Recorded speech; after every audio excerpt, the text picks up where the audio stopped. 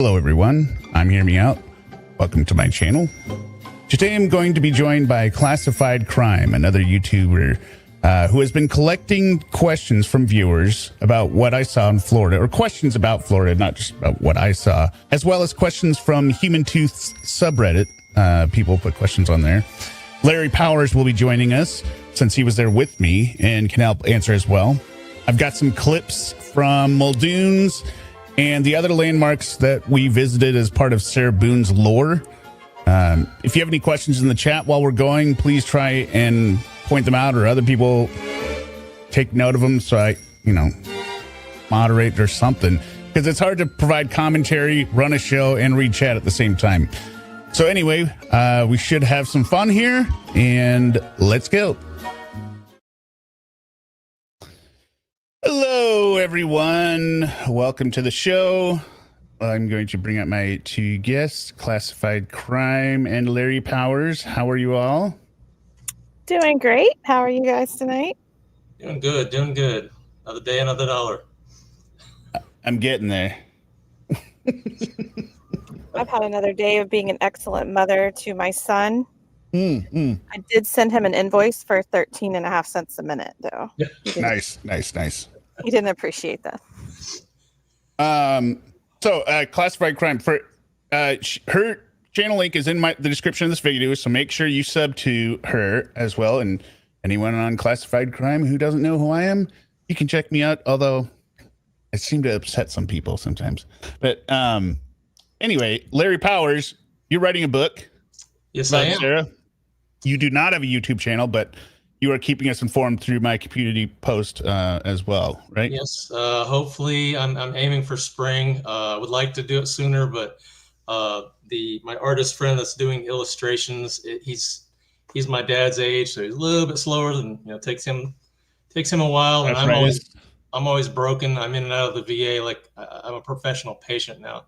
So we're doing our best, but I'm aiming for spring, and hopefully I can find a publisher and not have to self-publish, because I really don't want to go down that road. But if I have to self-publish it one way or the other, it's going to get done.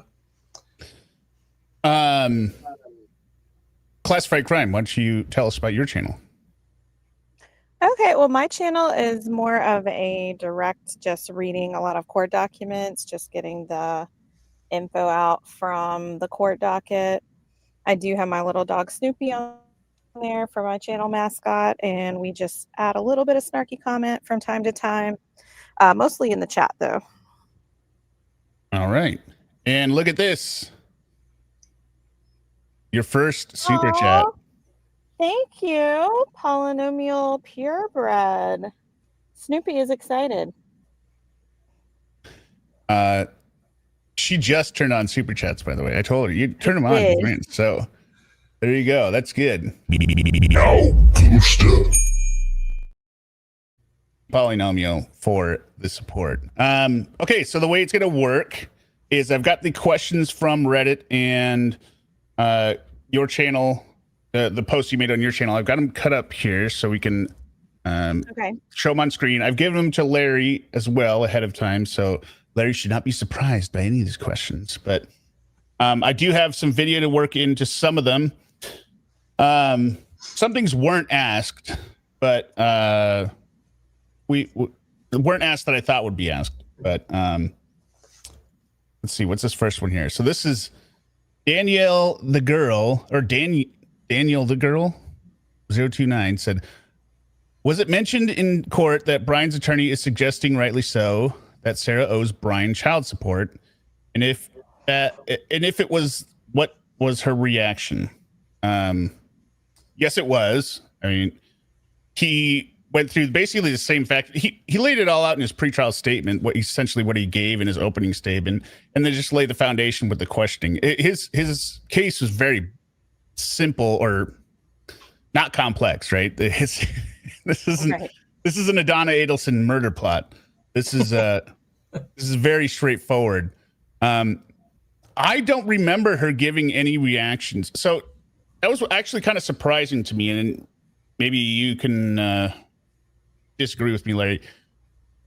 I was expecting a lot more interruptions during like his opening statement when he's questioning Brian from Sarah saying, "Oh, I object to that." I object. I can't recall an objection she made while like in an inappropriate spot or for an inappropriate reason. She might have done one at some point, but it was behaving. She was behaving. If I recall, in the very beginning, she made an interruption and the judge kind of shut her down right away. So I think she took it from there to wait for her turn, because if I recall, it was in the very beginning where the judge kind of like, Miss Boone, Yeah, she was asking a lot of questions that were not at the appropriate time. I remember that, but I don't remember her outright doing, when you see a lot of pro ses, they were treating it like an argument in court with opposing counsel or with, their ex-spouse, or if they're both pro se. So I was surprised by that. She actually figured it out, like, oh, I'm not supposed to talk right now. And so there was no reaction that we could hear, or at least that I could hear over the phone, for when these things were suggested. I think her best reaction, and I don't know if you picked up on this, Larry, when they started and they had done their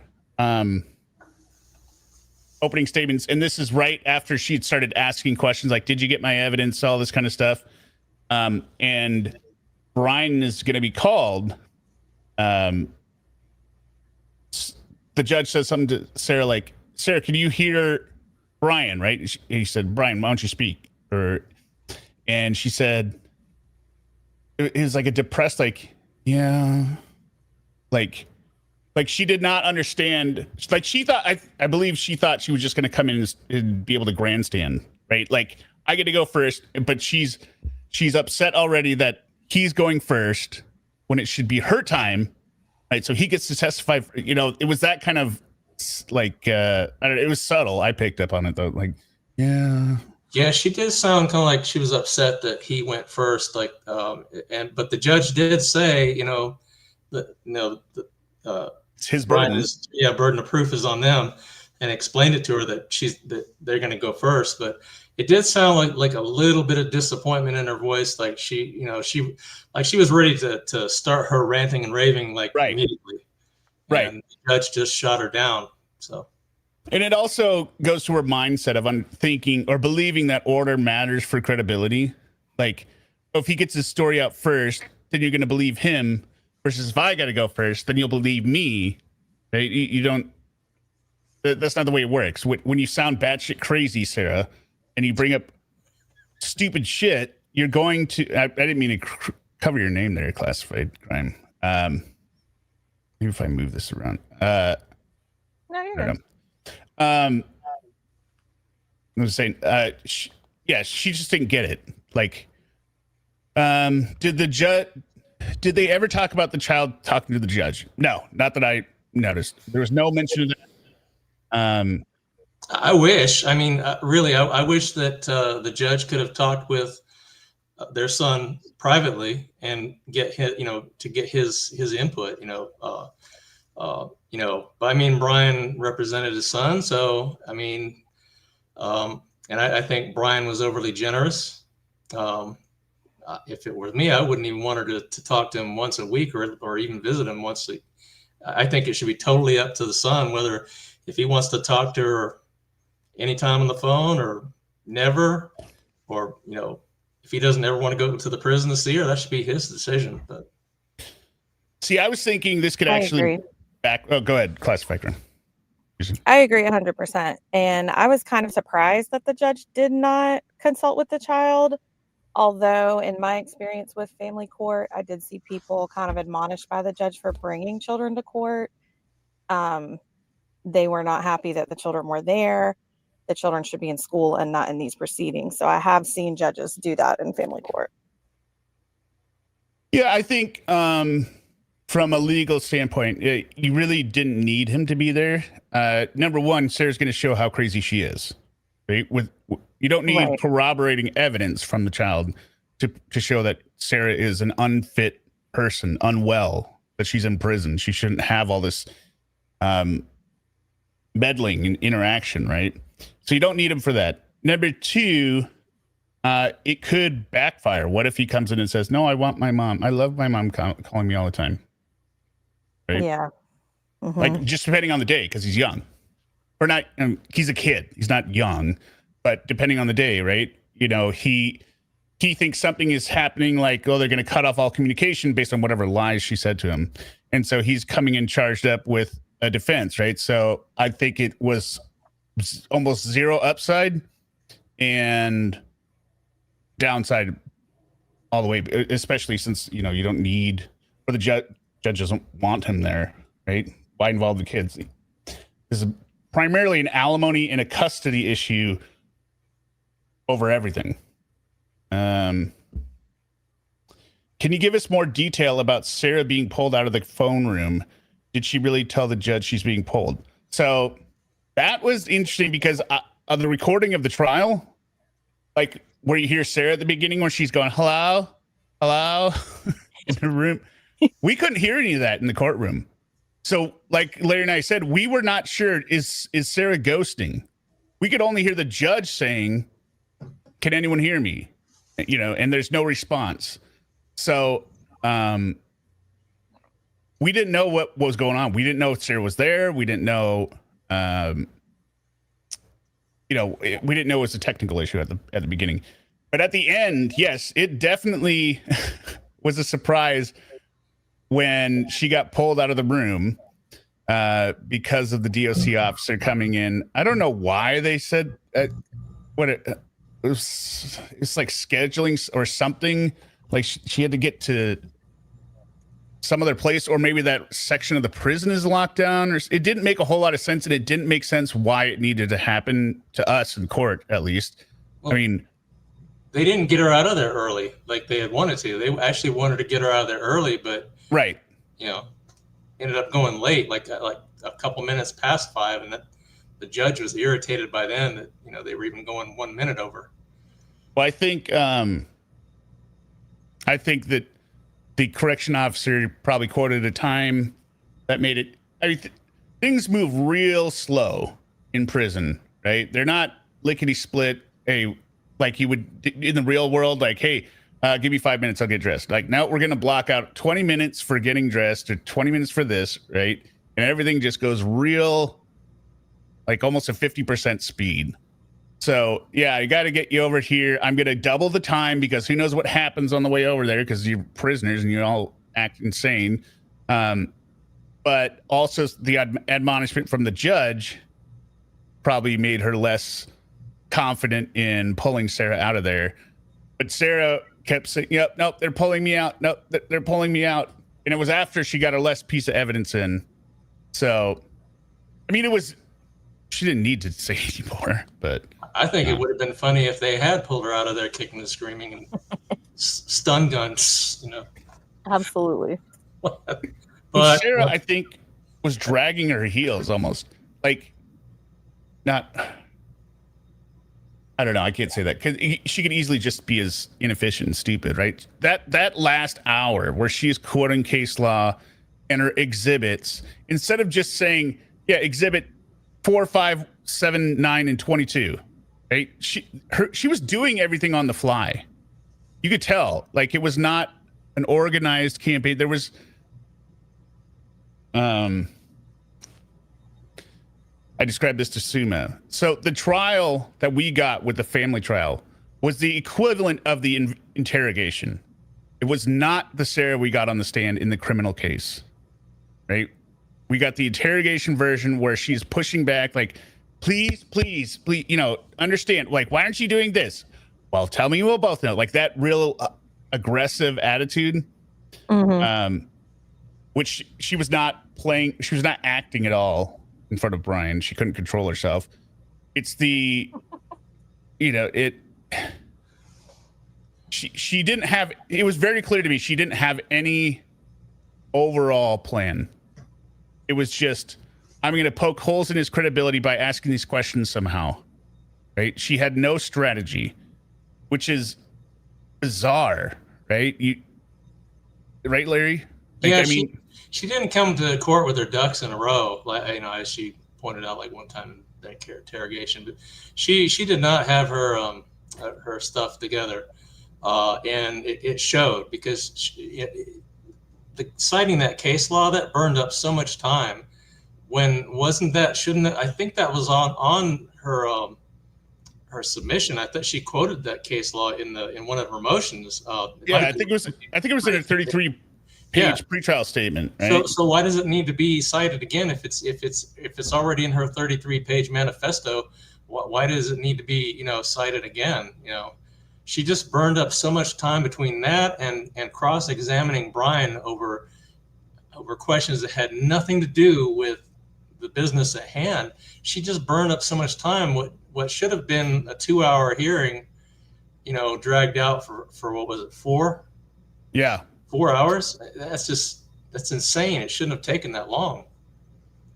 I think one of the questions coming up here is about the paperwork, but I'll answer with this one. Let me see if it's this one. Oh yeah, okay. We'll connect it to this one. Do you really think she had papers to shuffle since she kept repeating her talking points, which each page covered with just 1 or 2 issues? So here's what I genuinely think. What she had was all of the stuff she submitted. So all her pretrial statements that she had written, the 33 page kind of bullshit, right?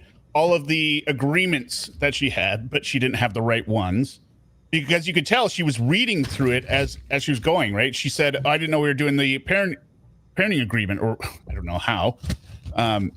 You could tell as she's going through the questions, she's just skimming the page and then asking a question of Brian, being like, communication, it says this. So did you do that? I picture her coming into the room exactly like she did in the interrogation and I have questions too, if, when we get the time, like they were just questions she had jotted down for however long she spent on it. She said that they when she was reading out the case law citations, she said something about they didn't give me something, or they cut her off. So I think her flying monkeys probably gave her a bunch of paper, but I don't think Sarah reads anything. So I think she was probably doing it on the fly. She, like I said, she didn't come prepared. If she had, she would have read, all that case law. She would have been able to cite, those talking points. But, I mean, she would have made an opening statement if she prepared. All she did was read her pretrial statement, which is argument. It's not an opening statement. And could it be laziness? Yes. Could it be that Sarah thinks she's so good that why reinvent the wheel? Look, I already turned in 33 pages of A+ material. I'm just going to go read that to the judge, and they're just going to be wowed again. It didn't make any sense. Sabritha in the chat is saying she clearly didn't know what's what and how many. No, she didn't know what's what or how many. It was like watching a baby seal club itself to death. Yes, that was a very citation about you. I'm sorry if that remark offended it, but I can't think of a better way to describe it. It was just like watching a train wreck followed by a plane crash. Just one calamity after another. Is the most awkward part to me when I was listening to the upload by Human Tooth on Reddit was the judge is trying to wrap it up. The jail is trying to pull her out, and she's like reading word for word all this stuff off of. It's like you can tell she's reading it word for word, and I'm like, just stop. Get to the point. Right. What is the point you want to make? I just wanted to scream that at her. Oh, we did too. I know a couple times you looked over your shoulder at me and gave me a look like, did she really just say that? And I kind of like rolled my eyes and I'm like, yes, she did. I can't believe it either. But I think we were grateful for the break that we got, and also we were glad that the judge was trying to wrap it up, but just Sarah wouldn't let it go. I was nervous at the end about the evidence. Like, I knew that would be the one problem.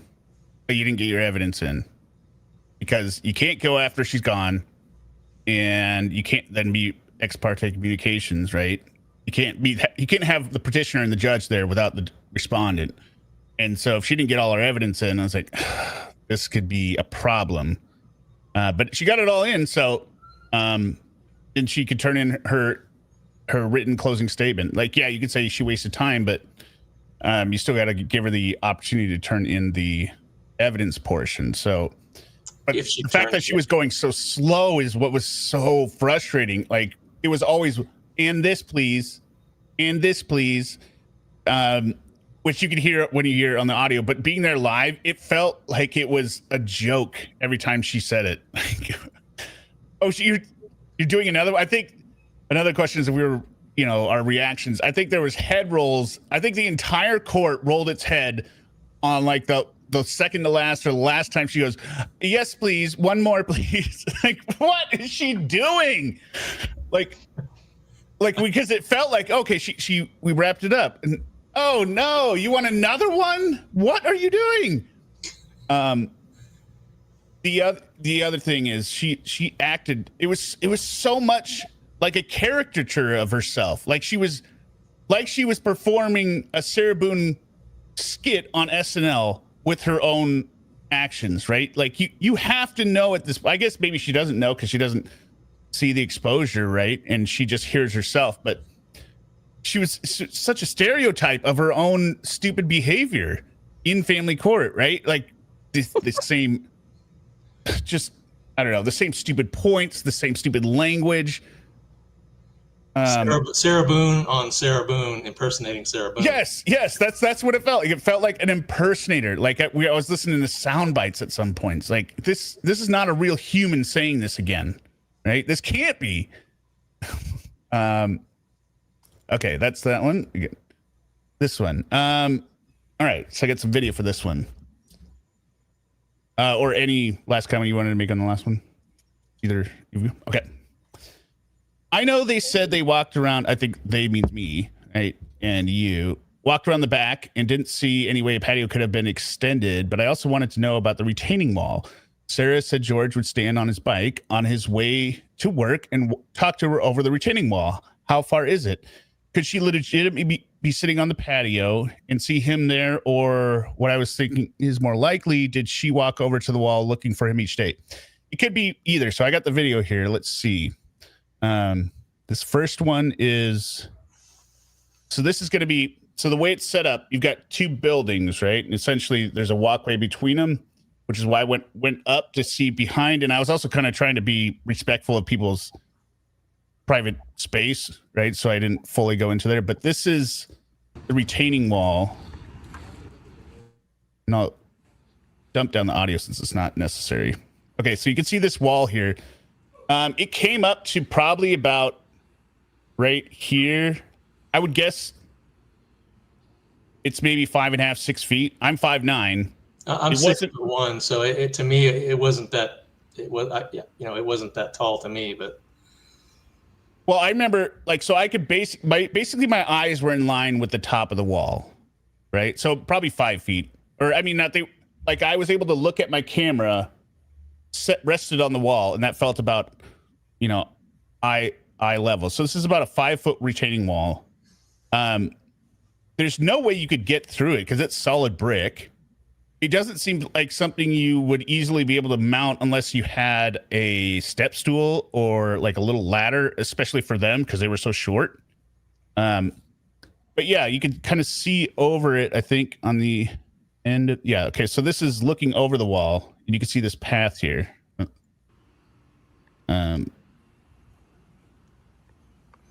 Yeah, I remember when you had your hands on the phone, like right on the edge of it. So this is where he would ride a bike, hypothetically. You could ride a bike down there. But you'll notice all the private property signs there. So Muldoon's is, it's to the right. It's not this yellow stuff back here. It's actually like 45. It's like 45-degree angle to the wall to the right here, or to that direction if you're looking at the video. So I mean, either way, either story could be true. But there's no way. A bike, right? Right. So well, yeah. The question is, if you could see if she's looking for him or if he's looking at her. It could be either way. The setup fits. If she's sitting on the patio, she could legitimately see him there if he's standing on a bike. And she could walk over to the wall if she had a little step stool and look for him because this entire area is open back here. It's just one long path, like almost like a road, but this is all private property, and the wall spans the entire length of the back of the apartments. So I thought this is maybe where Muldoon's was, but it's not. It's to the right. But I don't see how they could have been walking to Muldoon's through here, so they would have had to walk around. Yeah, both of them were pretty small and 100 pounds soaking wet. I don't know if they could climb the wall or not. Maybe they could. I don't know. But and then this is their back patio here. So you see this. You can't see my mouse on the screen, I assume, right? So you got this blue door on the right, and then if you see the first, I guess, heat pump, and then the second heat pump, that's their little patio right there. The one without the blue door, so it just looks like a gray wall. That's their back patio. So she, in extending it, must have run the little garden fence or whatever up on that little wall that separates the units. That window up top is they're going to be their bedroom, I believe, right? Because the stairs would come up this way. These two units to the right of them, these are single units, so this must have been, I don't know if these are the neighbors that heard the falling in the stairs, but theirs was a 2-story. The units to the right were single story, one on top of the other. But you can also see like the dinginess, like when I was talking about how it's surprising that they had remodeled it. Like, see the dirt on the building? It's in the green. Like, it looks worse now than I remember seeing it in the body cam video. You're right. It actually does look worse. I mean, it could have been the previous color that made it look better, but it didn't show as much. I mean, yeah, it didn't show as much of the mold, mildew. It was white. It was white before, I believe, right? I thought it was like a eggshell white or yellow, or like a yellowish. I don't know. I'd have to go look at the body camera again. I've been reviewing a lot of the footage for the book, so I'll have to look at that one again. But even these units, I don't know. I don't live in Florida, so I don't know what the weather does to stuff out there. I assume the humidity doesn't help keep things clean, but like everything is dirty. Like you can see the cracked roofing tile along the edge. The blinds were broken in a lot of the units, like against the wall. So it just felt gross. And I'm not saying the people there are gross, right? But it had a very depressing feeling. I will say that. It could have. It also could have been the weather that day. It was kind of gloomy. Yeah. The sun was. I told my wife the sun was not out once when I was the entire time in Florida. Since I landed, they had a thunderstorm, and the sun was behind the clouds the entire time.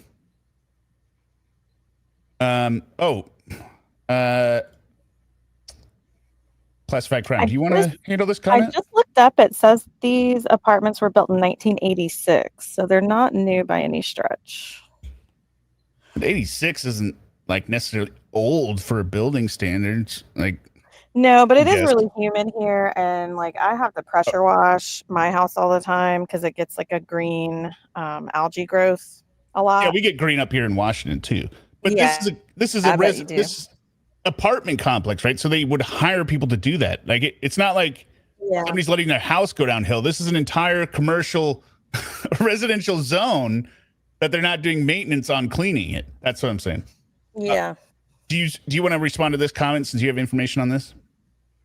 Oh, okay. Yeah. So do we think Sarah made the closing argument deadline? So Nicole, one of the flying monkeys, has been in my chat a lot, and she responded to someone that it definitely got submitted on time. That's what she said. Was it over 5 pages? She didn't say. She didn't specify. I think I have a screenshot of it. Let's see what she said. But she's been very active in my chat. I did do a video on some of her chats. But let's see. Here's her.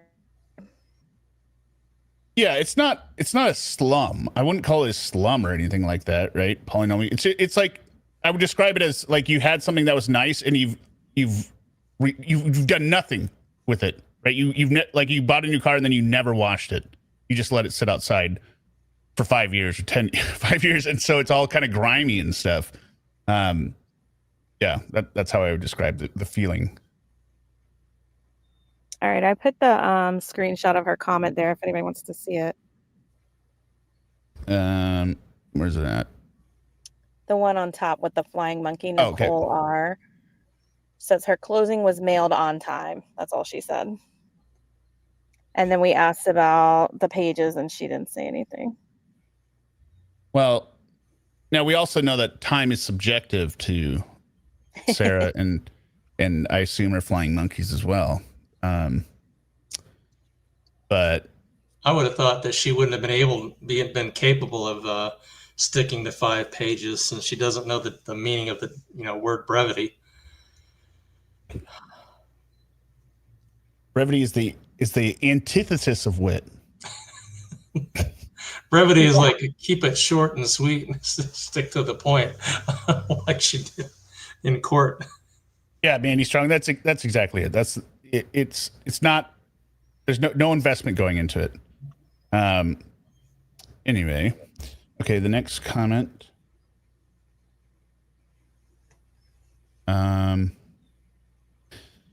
All right, this is the hot button topic, and I should have covered this with Larry first, but we're gonna do it.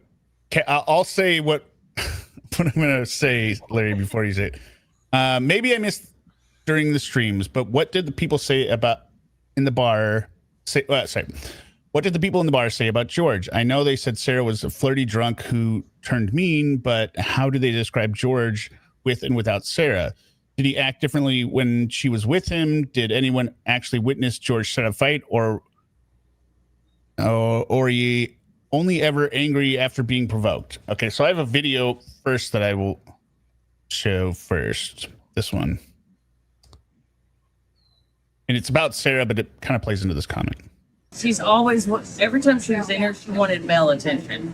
And, she was in here with George a few times, but there was times where she was in here by herself. And she was just like any man, she would just... Well, she does the same thing to the cops on the video cameras, right? She's like... yeah. I'm barely... Did you ever get the, I call it like the Sarah flash, where she... This is your question, Paige? Okay. She'll show like all of a sudden, like she's like showing her true face for a split second where she's about to blow up on you, and then before she hides it again. We've seen her like scream and yell. We've never seen anything physical because we're like, hey guys, we're gonna just like. So her claws never came out. No. But they were, I've seen her get heated and. What would she be yelling at? Really stuff that has nothing to do with the bar. Like it's like her and him are already like in it. So they came in and they started fighting. Yeah, every time they came in, it was going to be something. Even if it was her alone, it was going to be her just hanging all around like this person or this person, then just to try to get like that male attention that she. Desperately. Was she very flirtatious with just about every man? Yes. Or okay. Especially Terrence. She loved Terrence. And Terrence was like, ugh. Like I did nothing to deserve this. So, I wanted to play that because that bartender, we spoke to her the most. And it's critical because she's talking about stuff she saw, right? She sees her yelling at George all the time. She also, I couldn't find the clip for in here, but she was the one that said like you could not serve her when she came in because she might already be at the point of being cut off. You had to check her status when she would first sit down and say, like try and gauge how drunk she was because maybe she's been drinking all afternoon. And if you give her another drink, then she passes out or has alcohol poisoning. Like you had to do that before each time you served her a drink. That's how bad she was. To go over the top. Now, there was, in response to this question, there was another bartender there, a man who had a different opinion. And I call it opinion because I'll summarize what he said. What he would say was, or what he said was, they would come in, they would both get wasted, and then the next day she would show up with black eyes. So in his mind, he believed that George was violent towards her.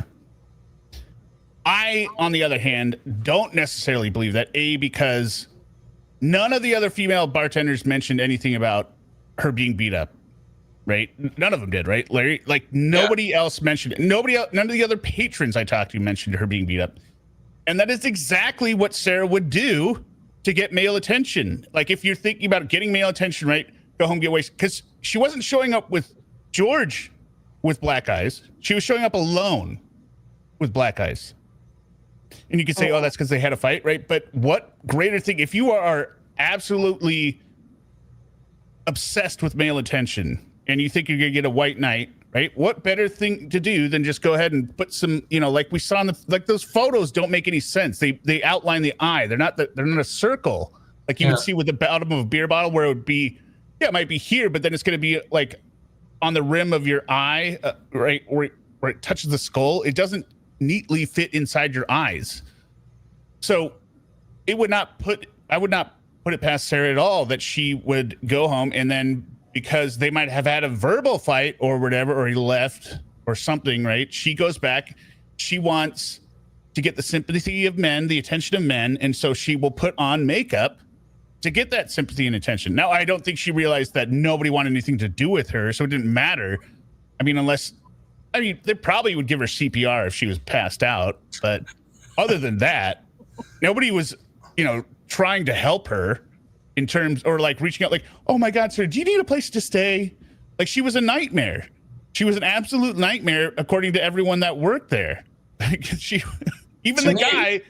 go ahead. I was going to say, to me, it looked like Kiwi black shoe polish I used to put on my combat boots. Yeah, it looks like shoe polish. It is not, there's no different, and I am not, just to go on the record, I am not saying that men are not abusive to women, et cetera, right? That's not what we're talking about here. We're talking about Sarah specifically. Sarah specifically is devious enough to do this. There was no change in the color, which doesn't look right. The shape doesn't look right. And there's no independent, I think maybe her brother said that they would get into it, but even then, I don't know of any eyewitness who has seen him do anything to her. Well, right? The photo in court looked a little too perfect to me. Right. And I've seen my share of black eyes, and I've been in a couple bar fights too. And I had one of my guys show up for work one night when I was in the Air Force. He showed up with a black eye, and I said, "How'd you get the shiner?" And he said, "Oh, I got it playing softball this weekend." And I said, "Let's step outside." And I go outside and say, "Look, man, I didn't just fall off the turnip truck, man. I know what a black eye from a softball looks like, and a black eye from a fist looks like, and that looks like somebody's fist made contact with your eye socket. So why don't you rewind and tell me, what really happened?" And he finally confessed that he got in a bar fight, and bouncer knocked him out. And so, that's why I'm saying the one that they showed in court just looked a little too perfect to me. Like you were saying, there was no redness, around it. Anyone who's had a bruise knows that it has weird shapes and colors. Like you see it when you're like, it'll be red when you injure it, right? But then, then it turns black, and then you're like, oh, why is it going out this way? Like, well, why is it yellow here? Like, what is going on? You get this kaleidoscope of colors, and that was not all present on her face. It was a deep black. The bruise is crushed blood vessels, right, with blood that's underneath the skin, right? So for it to be black, there has to be so much pooled blood uniformly around the eye. But further disclosure, I did show Classified Crime, the original clip, right? So it was to get her opinion on it. And your opinion of his recantation was what? I'll just let you. I mean, he wasn't consistent. He was advocating for both of them. It's like he would agree with whatever you said about Sarah, then he would agree that George. It's like he couldn't really decide to me, and he was kind of wishy-washy. And then he also just, he was speculating, is what we would say in the courtroom, right? It was not something he witnessed. It was not something he was told. He was speculating. And it makes sense because he was the only male bartender you talked to, and she's going to come in damsel in distress. Look at my wounds. Oh, George did this to me. And you know, who is he to say that George didn't if he sees them yelling at each other the night before? So I think that he made a leap to get to what he told you. And one thing I forgot to mention to you was when she says at the end of her clip, "Oh, except for Terrence, she loved Terrence," right? That's Terrence, the male bartender. Oh, So she has an That was obsession him? with it. Now, I got the feeling, Larry, I don't know if you, I got the feeling from Terrence that he did not like either of them. Like, he just did not like them. I don't know that he likes a lot of the patrons there, right? But like I was telling Classified Crime, it's easier if you don't know that a Sarah Boone exists, or we don't know who Sarah Boone is, and we hear the circumstances of a story, and we have to, you know, make up what happened in between. Like, you don't automatically assume, oh, this person is actually an insane gaslighter who will do anything to get attention, including makeup, right? You would just go, oh, you know, yeah, they got into a fight because they were both wasted when they left. And he said as well, and I think this is possibly a little projected, because I've always said this, he specifically stated she would nonstop egg him on and push him and push him and push him before they would leave, right? So she was constantly trying to push his buttons. And I think, like I said, I don't know that I wouldn't have gotten pushed to that point, right? If I had to live with Sarah, and if Sarah was doing just constantly pushing on me, right? I can't say that there's not a point where I wouldn't snap. Right? Just me as a human. I've never been through it, so I can't say that. I don't think I would, but I can't say it. Right? Well, everybody has their breaking point, man or woman. Right. I mean, whether you're a man or a woman, everybody has a point where they can only take so much, you know, abuse, especially verbal abuse.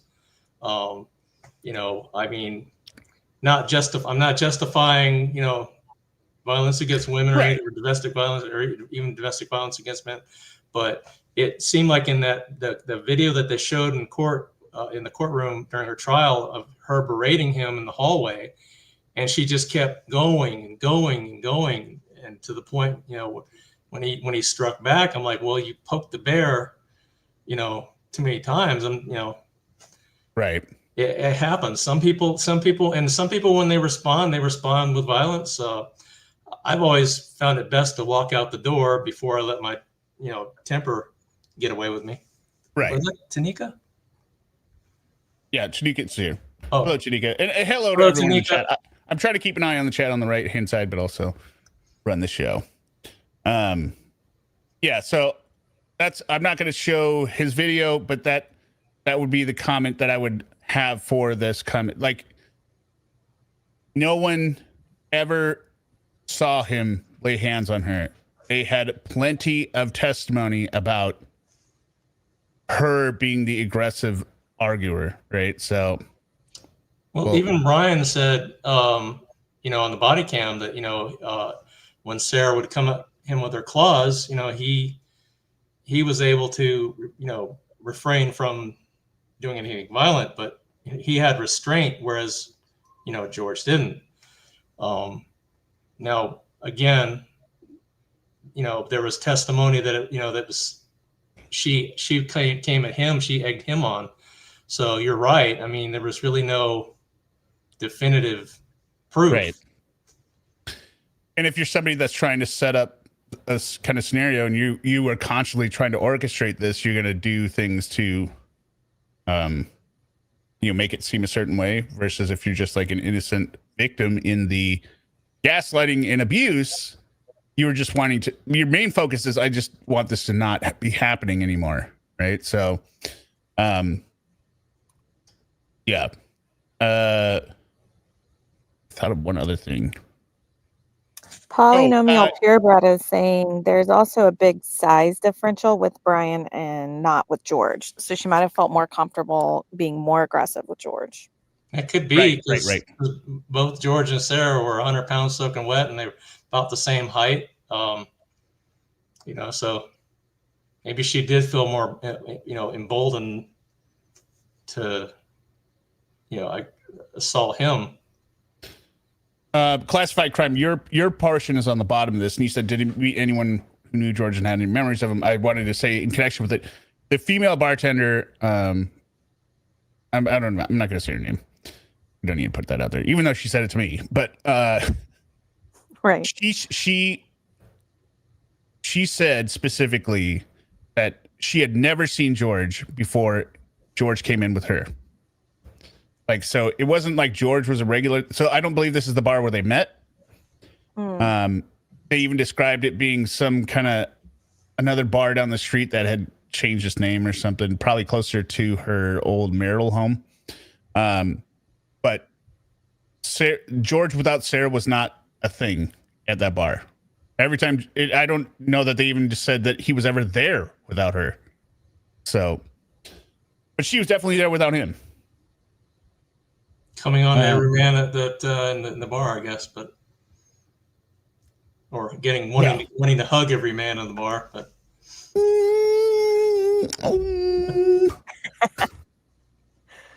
Also, did anyone else?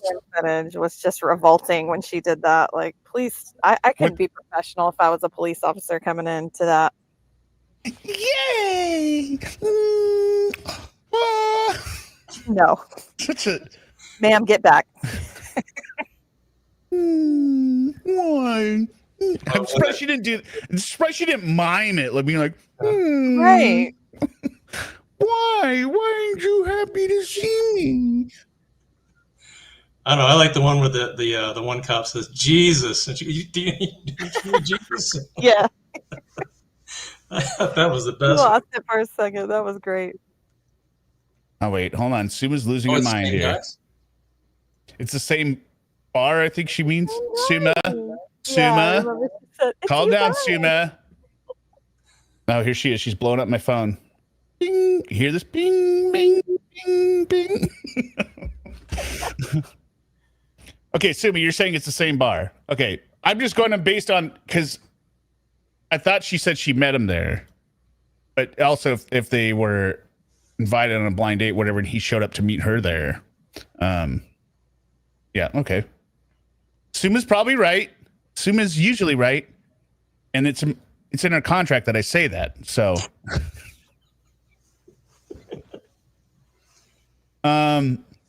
next question. Also, did anyone else notice Sarah's parenting plan calls for daily calls? And she said if she would like to have, the parenting plan. Yes, her written one. If she would like to have them with her son, how long will it take her to start not wanting to talk? She said the same thing in court, which surprised me because I didn't pick it up the first time until re-listening. She very clearly throws in that asterisk of like, if I would, exercise daily phone calls if I choose to. So she wants the out. She just wants the option, right? She doesn't want to sign up for any of the responsibility of like, hey, if I call him every day, I got to keep that pattern consistently. I can't just ghost him and be like, well, I choose not to call him every day for a month. Right? I choose not to call him for 2 weeks. Like she wants all of the control, none of the responsibility.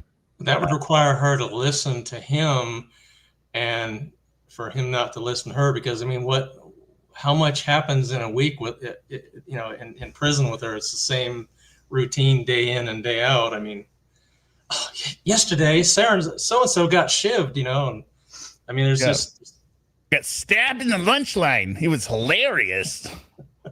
Put that bitch down. Why are you going to tell that to your kid? You're not. Like, if you have you wouldn't. But I mean, prison is not like a deployment in the military. There's routine. It's just routine after routine, and until something happens. But I mean, if she was to call him every day, like that would get old really quick, because there really isn't much in her life to report on. But would she be willing to listen to everything that her son is reporting on? Probably not, especially if he is cursing or anything that in her mind he should not be doing.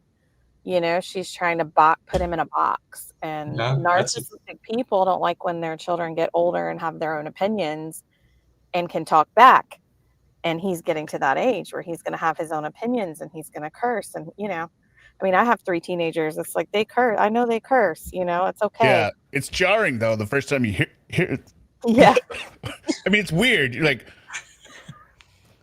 because my son's room is over there, and I can hear him cursing sometimes, and I'm like, Yeah. "What the fuck did he just say?" Yeah, exactly. Then I realize it's my own fault because he listens to me streaming. Sorry for the.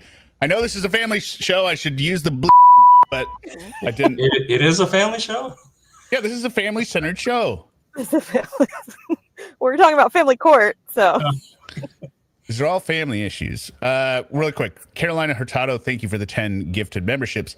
As mentioned in the previous video, I am releasing members-only content. I feel that is important to do as somebody who offers memberships. All 3 tiers have the same access, so don't feel like you have to go higher to get more. It's just if you feel like doing $2 instead of $1, whatever, it's $1.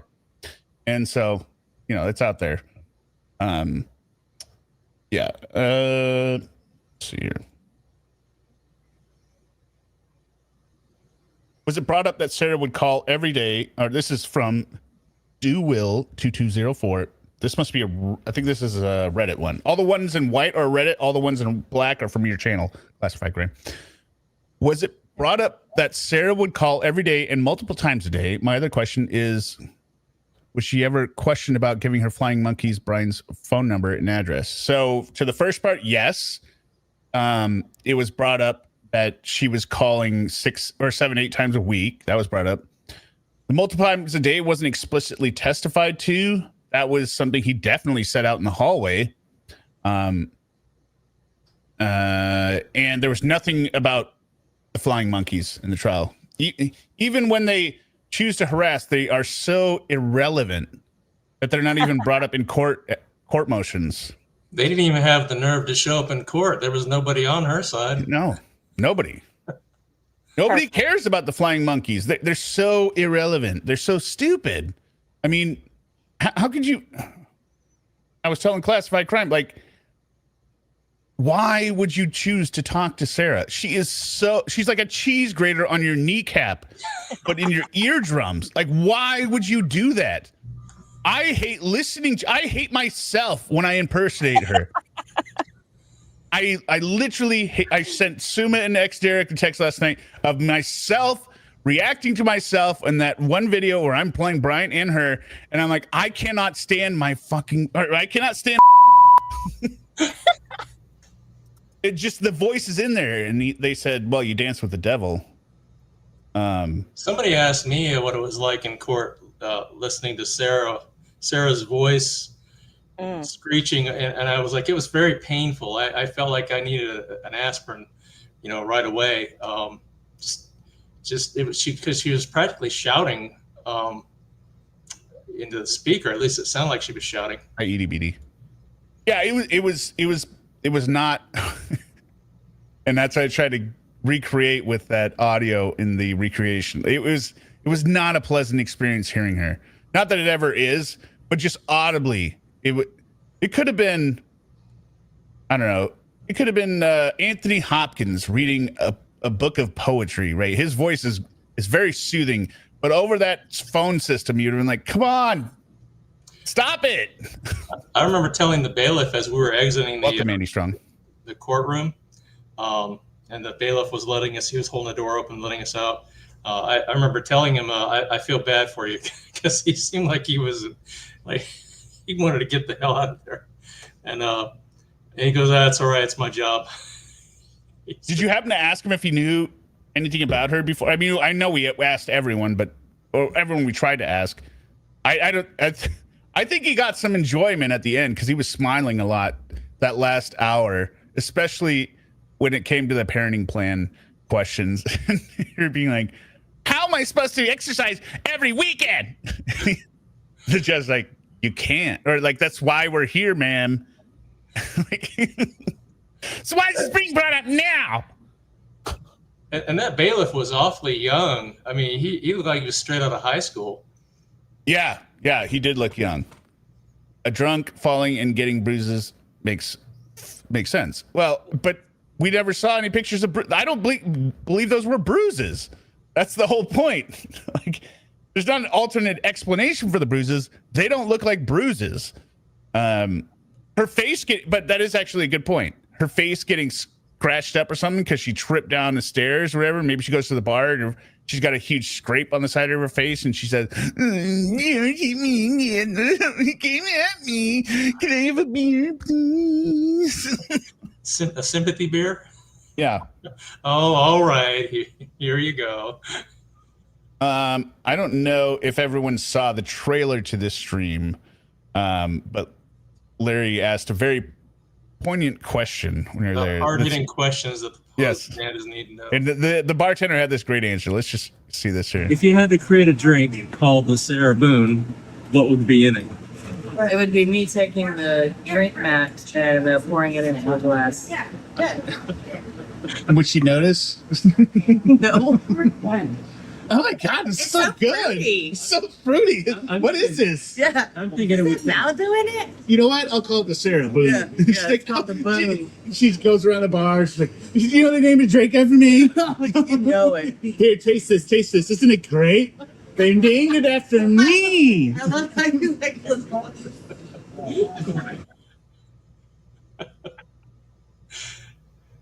Comments have me wheezing. Know that. You're welcome. Hear me out. Another $2. Thank you, both of you. Sneaka or Bloodbath and Carolina Hurtado. Okay, now Suma's yelling at me with all caps and text. I don't understand what you're saying, Suma. She said, no, that's what she said when she ran out of her townhome. And we found out Sarah's drink of choice there was vodka and cranberry juice. Yeah. I know what Suma's talking about. She's saying one of the body cam footage where the police showed up. She says, "It's you guys," or "It's two guys," when she came out almost flying out of her apartment. I mean, townhome, excuse me. Oh, yes, townhome. My townhome.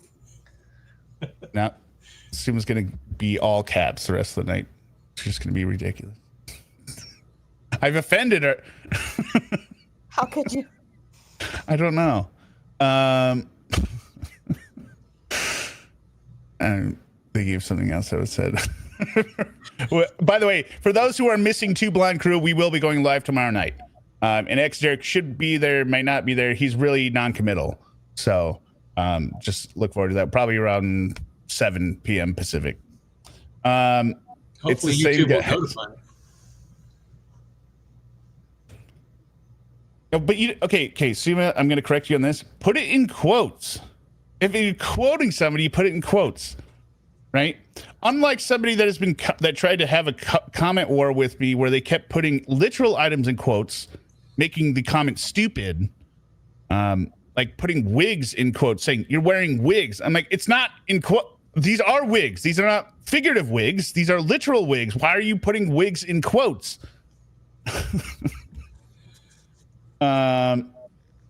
It should have just emailed. Hear me out. Just email the pics of how easy fake bruises are. Okay, so you're gonna you're gonna give me some evidence. All right, let's keep going here.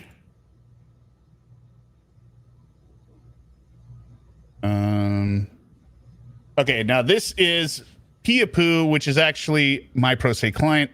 By the way, if anyone wants to know how to craft snarky, self-deprecating, and cutting and hilarious comments, just follow my pro se client. He has it down to a T. He is great at it. And you will see in this one. So, okay, so first one is, had Winter Park recently become so dilapidated and ill-maintained? When I was in high school, Winter Park used to be the posh area, and all my rich classmates lived there. It looks so destitute in the streams. Well, I would say, my pro se client, you know, if you're in a trailer, it's still kind of posh. So if you don't have running water, my pro se client, and you're still going to the community well or something, I would still say it's posh compared to that. So I don't know what the situation was for you back in high school. I would say independently, it is not what I would describe as posh. Is my pro se client even here? No, he's gonna have to see this on the replay. How did patrons at the Muldoons react to the Lake Stevens Pride shirt you wore on Sunday? That was the purple shirt, I guess. It doesn't say Lake Stevens on it, so They were fine with it. Will we ever get the Hear Me Out t-shirt for sale in your merch shop? Well, I don't have a merch shop yet. I am trying to figure out how to set that up. Not because it makes money or anything. I think Classified Crime, you said you just started it. There's very low margin. So I don't even care if I don't get anything on it. But if people want to buy the shirt, because I like the shirt.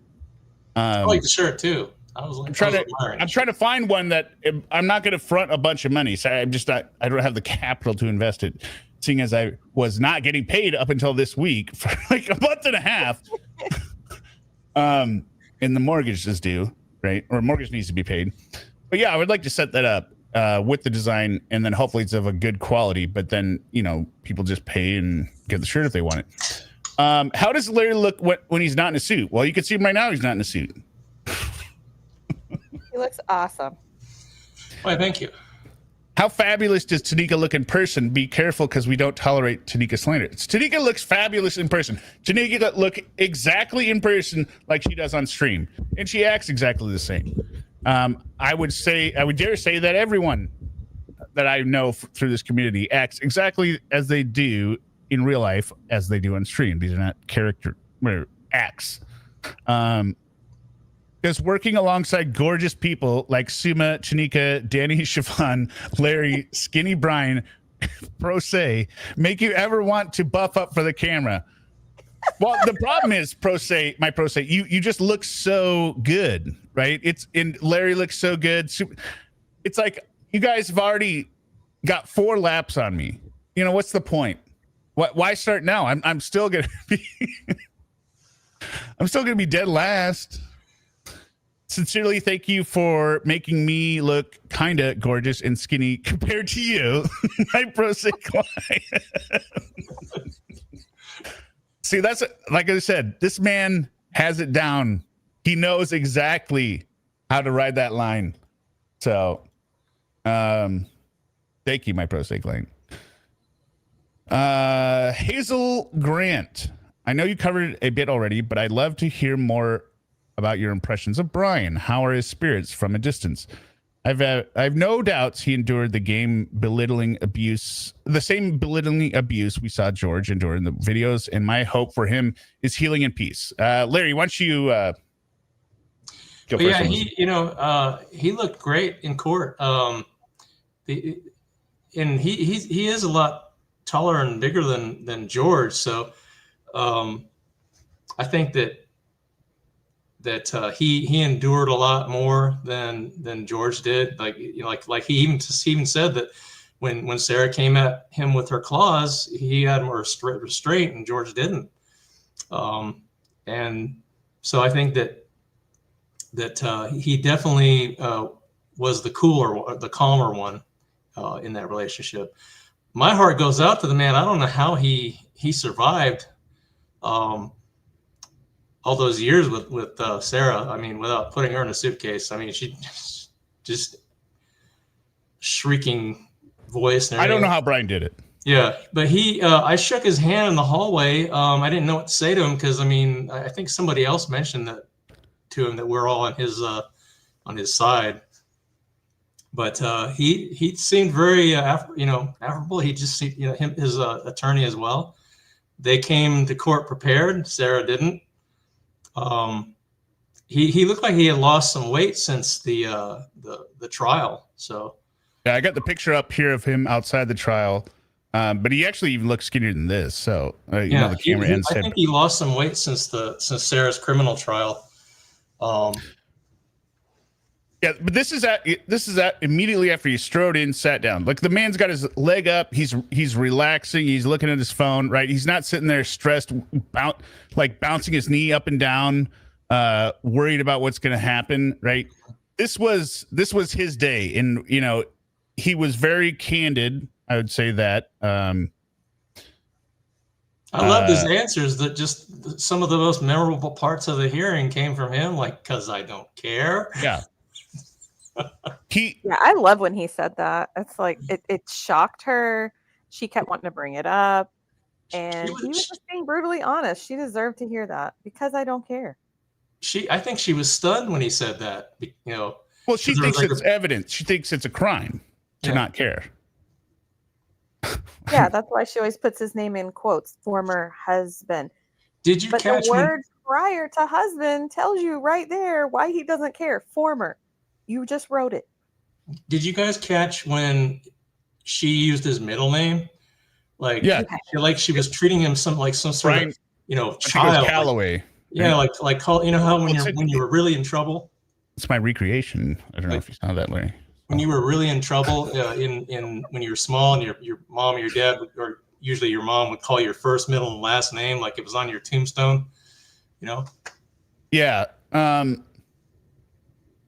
I would say so. To Paige said he sounded very relaxed in court. I would say that was purposeful on his part. He was not. I would not say he is somebody. He was calm on the stand. Let's put it that way. He was much more animated at his table and outside the courtroom than he was on the stand, and that is somebody who is control, who knows how to act appropriately in court, even when you're being grilled by your nightmare ex. I know, like in my reenactment, I say one time he goes, Jesus, right? Which he did do, which I wrote down. He said, Jesus.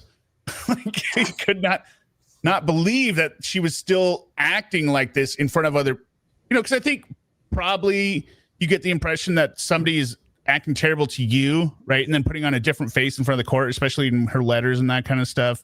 Or like, when she's acting properly in all the motions hearings. But this wasn't that Sarah. This was interrogation room Sarah. This was somebody that was letting the mask slip because she cannot control herself. Her emotions and her hatred for her ex-husband are boiling over, and he managed to he did not get triggered at all by her into doing anything wrong.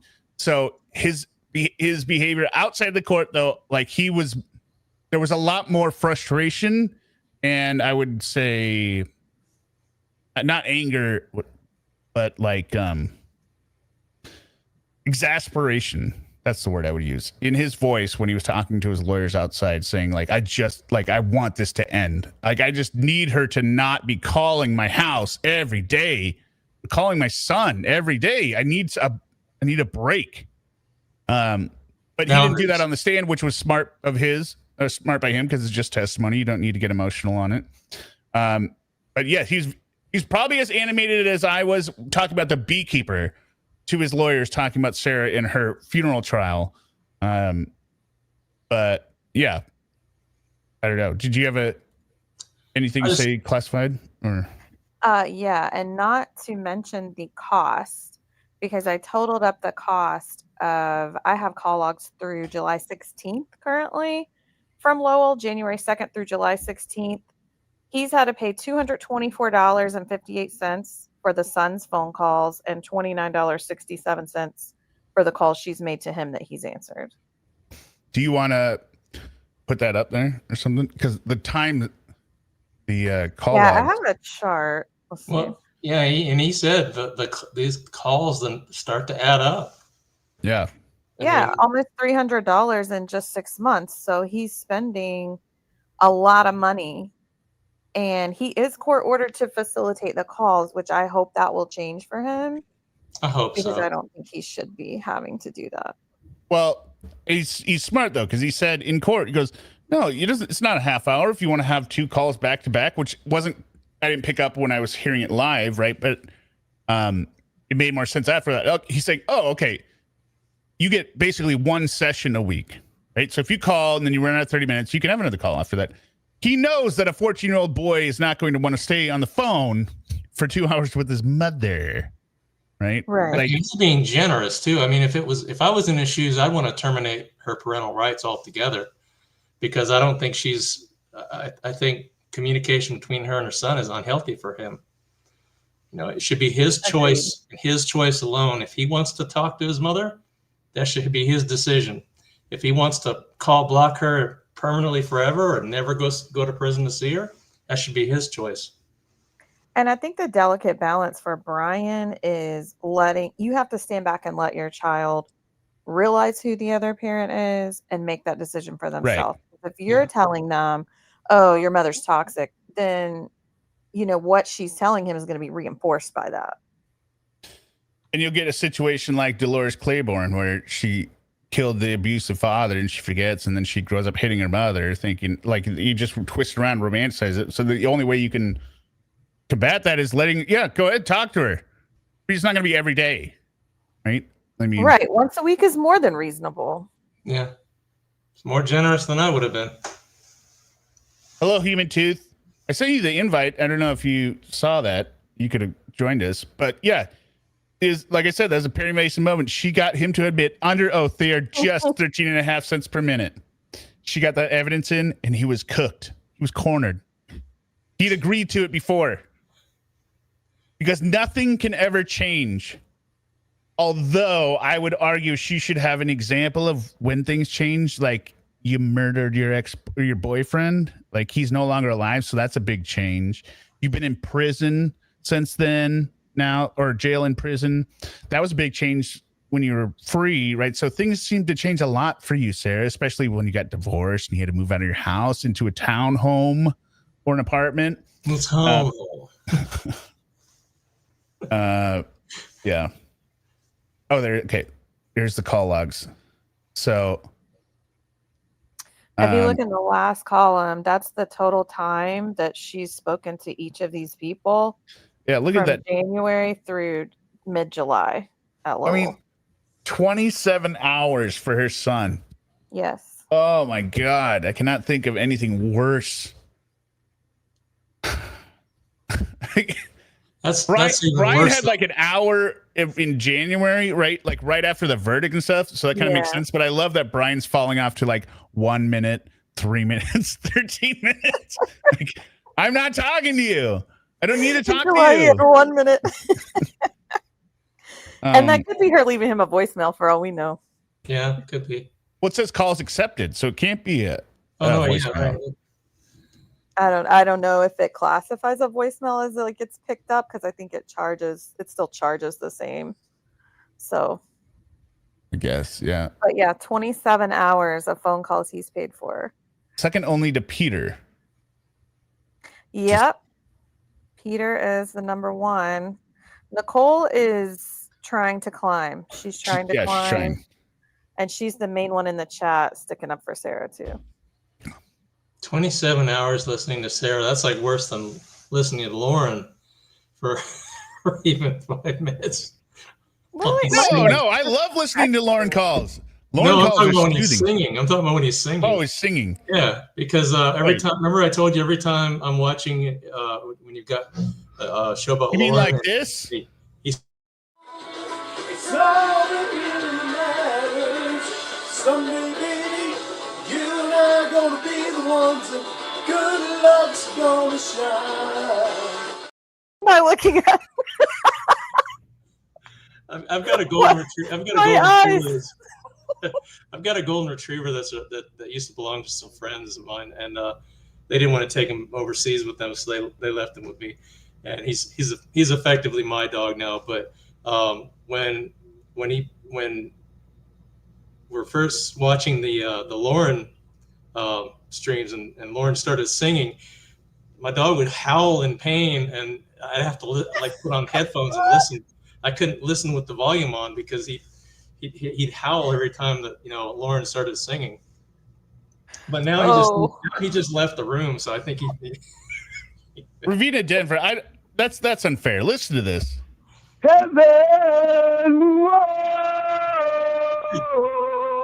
That is an angel. That is an angel singing that.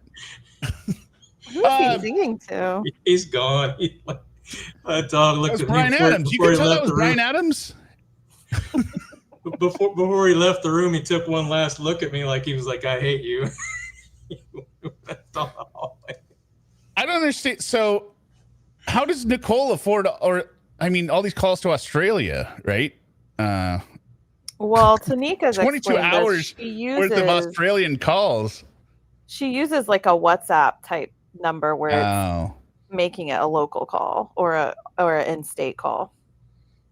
Yeah, but is she really calling from overseas? I mean, do you hear any didgeridoo in the background, or We have no way to know. Dingo ate my baby. Hey, get that dingo out of here! Somebody in the Porn creeps chat, you out. Suma saying Aussies love WhatsApp in the chat. We love WhatsApp. It's best thing down here. Wait, real quick.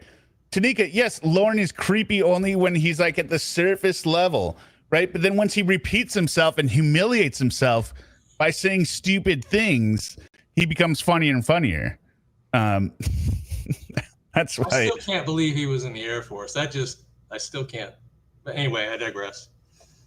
Okay, next comment here. Which one is it? Is there some guy wandering around there called Boo? Who is Boo? Now, I don't understand this comment. I've never heard the Boo reference in terms of Sarah. I've heard Boo in terms of Catch a Predator. Hey, Boo. You think might be referring to someone in the bar named Boo? Oh, maybe in the bar. Not that we could tell. I mean, there were no patrons in there that remember, just the bartenders. And that's something else. You polled people, and I also polled people while we were there about if they knew who Sarah Boone was, and I forgot what our total number ended up being. There was only one person. Yeah, there was the bartender at the hotel. The bartender. Yeah, and then there was the Uber driver. The Uber driver had heard of her. But the bartender was as in the know beyond the family or like as in the know as you could be on the criminal trial. Yeah. As I would say the bartenders were, right? That one person, one out of everyone I asked people in Seattle that were traveling to Orlando, hey, you know about Sarah Boone, don't you? And they're like, nope. But it kind of her, Sarah's argument about not being able to receive a fair trial in the city of Orlando because of the notoriety of her case. Total bullshit. Yeah, it is. It's because as far as I don't know, correct me if I'm wrong, as far as I could tell, nobody heard of her. No, which is wild to me, because if I lived in Orlando and that happened, I would be all over it. The bartender did say, since they knew her, that they were watching the entire trial live as it happened. So they were watching it at work.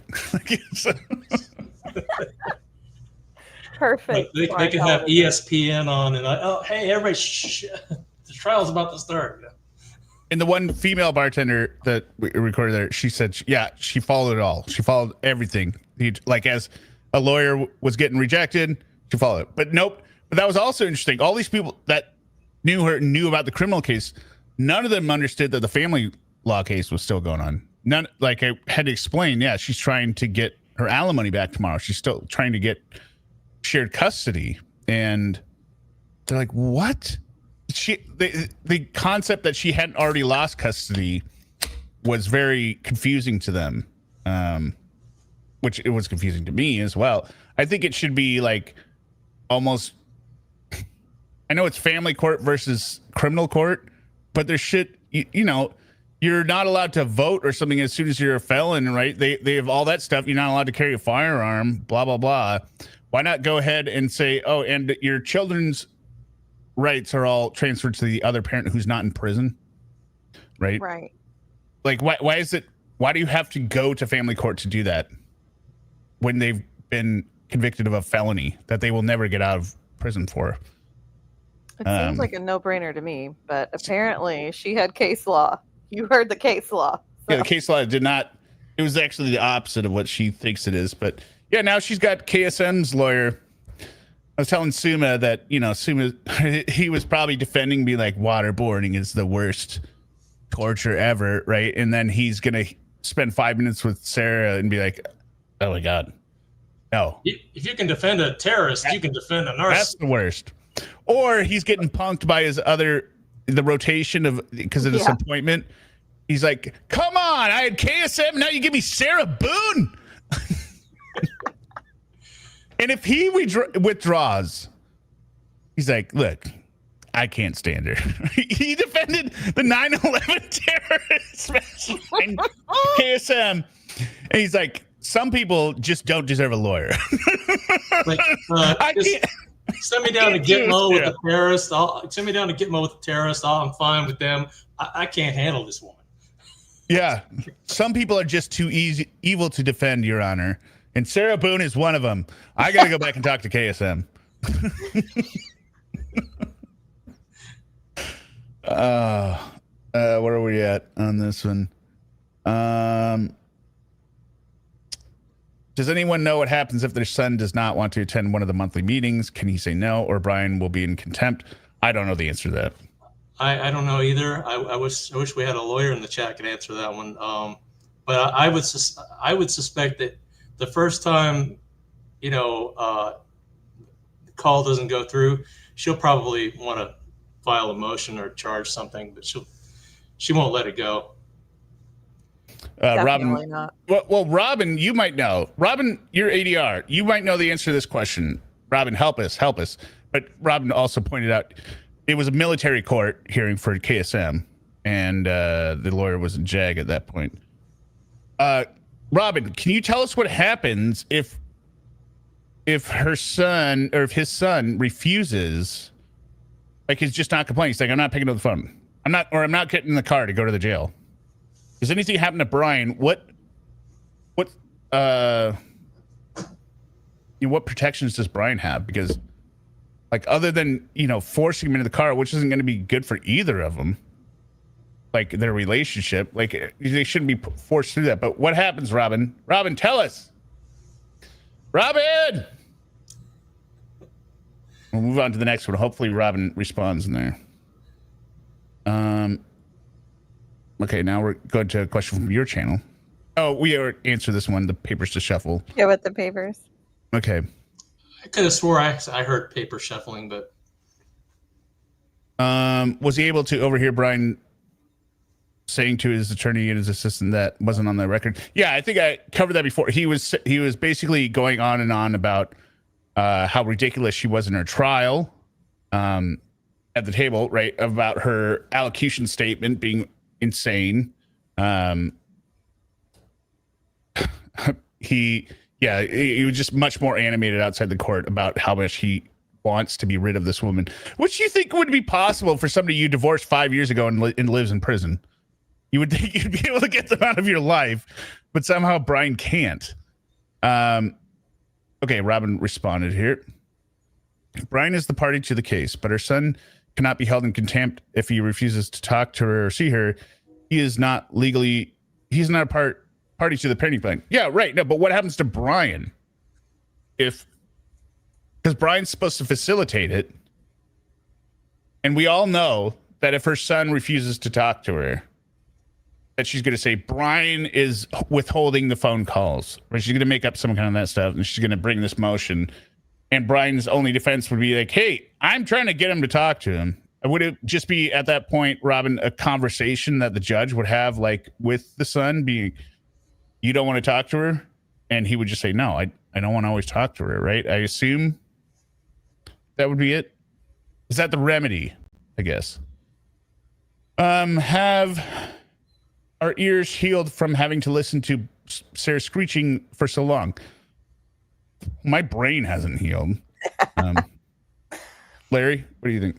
yeah, I'm much better now. But I really had a bad headache at the court. When we got back to the hotel, the beer really hit the spot. It was like she's enough to drive you to drinking. Like, if I don't know if Judge Jackson drinks, but I'm sure by the time she got back to her chambers, she probably needed a drink after having to listen to Sarah. Robert responded, Sarah would have to show Brian is not stopping. I assume Brian is stopping it. Yes, the judge would probably talk to the son then. And assuming that the son says, I don't want to talk to her, there's nothing more. No, I just said I don't know that my brain's healed, Derek. Keep up. I actually felt great leaving the trial. It was everything I wanted it to be. It was the trial. I was hoping that she was gonna be pro se. for her criminal trial, right? That I was writing letters to everyone, emails being like, oh my God, she's going to be pro se. It's going to be so great in her criminal trial. And then I was deprived by that with Owens. It still turned out good, but I mean, this was the trial I wanted to see. Her up there making a complete mess out of it. And despite her voice, I could not stop laughing to myself. There, at no point was I getting angry. When I do the head roll, it was just like, come on, are you kidding me? Like, you can't be this stupid. Or, you know, maybe the only frustration was her pacing at the end with like, and then I want to do this one, and then I want to do this. But when she was talking, it was great. I loved it. The latter part was hell. It was. It was hell because it wasn't real content, right? I want to hear more crazy stuff come out of your mouth, Sarah. I want to hear more stupid questions. I don't want to hear you reading off this paper that we could barely hear you quote these lines that for cases that don't exist. Well, how many issues did she have with papers during the criminal trial? Keeping up with them, organizing them, the whole discussion about rubber bands, and like it's like she can't keep up with papers. They're too much for her. I don't think she reads. I really don't. I think she reads. She skims. Yeah. I don't think she reads anything. She obviously she writes a lot, but I don't think she reads anything that even her flying monkeys send her. She probably just, like you said, she just skims through it, and doesn't actually take the time to read it and try to understand, the legal definitions and all that. I don't believe she reads anything. And you could clearly hear she's skimming or something, because in the trial when she's questioning Bryant, there are such long pauses. It's not like it's on an international delay via the satellite with like a TV interview where they're going, yes, thank you, and there's like a 3-second pause in between the back and forth conversation. This is a real-time phone call, and after Brian gives an answer, there's 3 to 5 seconds of pausing while I guarantee you she's looking at the paper and just going, why, like she's just picking things out, looking for certain words, not a list of questions she had. Because if she had the list of questions, which she does at certain points, I think that's when you can tell that they're written down. Like, do you drink? Do you drink in front of our son? Right? There's no long pauses there because she's got that written out pregame. Well, she's already got that. She's still trying to hash out old arguments in her head. Yes. Yeah. Things that she realized don't matter at all. Like the guardian ad litem stuff. That was so ridiculous. Why are you bringing it? The judge told you we weren't going to have it. Why are you asking Brian about how many times you asked for it? What is a good answer to that sound like to you, Sarah? What if you said it a million times? What difference does that make? The judge still said no. Papers make her feel important. Yeah, kind of. I think it also frustrates her. She feels like she's getting, not to use Adelson term, but depoed to death. Does he love Snoopy as much as we do? Is Snoopy your dog or something? I don't understand the Snoopy reference. Yeah, he's my little doggy, and he sits under my desk, and I have him on all my little videos. Well, I grew up with a Snoopy stuffed animal that I got from Knott's Berry Farm, if that does anything for anyone. I wish I could show you a picture of my dog, Snoopy. He was, out of all the dogs I had growing up, he was my favorite, and he also lived the longest. I remember that was how I first saw your channel. Was I caught the name when I was doing a search for Sarah Boone, and I saw Snoopy. Oh, let's click on this one. Yes. Here, I just shared him. Snoopy detective dog. I don't see it yet. Oh, it says there was an issue in my file. Never mind, I didn't share it. You trying to send me a virus? Yes. We already have a virus. We're do you realize you're under oath? That what? Every time Sarah said that, she thought she was Perry Mason. Like, you realize you're under oath, don't you? She did. She thought she was doing something. Moving to Gainesville improve your employment or financial opportunities if you are still, in quotes, unemployed. Next question. No, I mean this is. But I wasn't surprised by this at all. Like this is a very pro se thing to do, right? Where you think it's a gotcha moment. I mean, the appropriate way to do it is if you're a prosecutor or a defense attorney, right? And you've got a witness on the stand who's been giving some very dodgy answers. This would have applied in the Adelson case with the with her best friend Abigail or whatever, when she's just making up stuff left and right, where you could tell when she's called back up to say, oh yeah, no, it must have been WhatsApp. Well, do you realize WhatsApp didn't have phone calls? Oh, well, then it would have been whatever. Like that would have been appropriate. Like, I just want to remind you, you're under oath. Like, you remind it ahead of the answer. You don't say it afterwards. That's the proper, like, intimating to the jury or the judge that this person is going to be deceitful. You don't say it afterwards, be like, you're supposed to tell the truth, don't you know? Like, because the better action is to impeach them with something that you can contradict their statement. You don't just say, you do realize you are under oath, because you sound like an idiot. Can you imagine how she would have been if she had been there in person trying to say that? I don't know. Yeah, she just... I don't know. I think it ended up being better because one of the questions coming up will clarify on that. Okay, so did she really call herself uneducated in an opening statement? Yeah, she did. She's not trained in the law. I'm uneducated. But she's a straight A student. Don't forget. Right. Well, she uses things to her advantage when they behoove her to do so. So I don't know what I'm doing. Forgive me, because you made me not have representation when I wrote a motion for one. So, and it's always someone else's fault. But then if you're accusing her of not knowing what's going on, then that's when she's smart. Yeah, she really is. I think I said this to Seema, or maybe you, classified crime, or somebody. She's self-deprecating when she feels it fits her it gives her an advantage, right?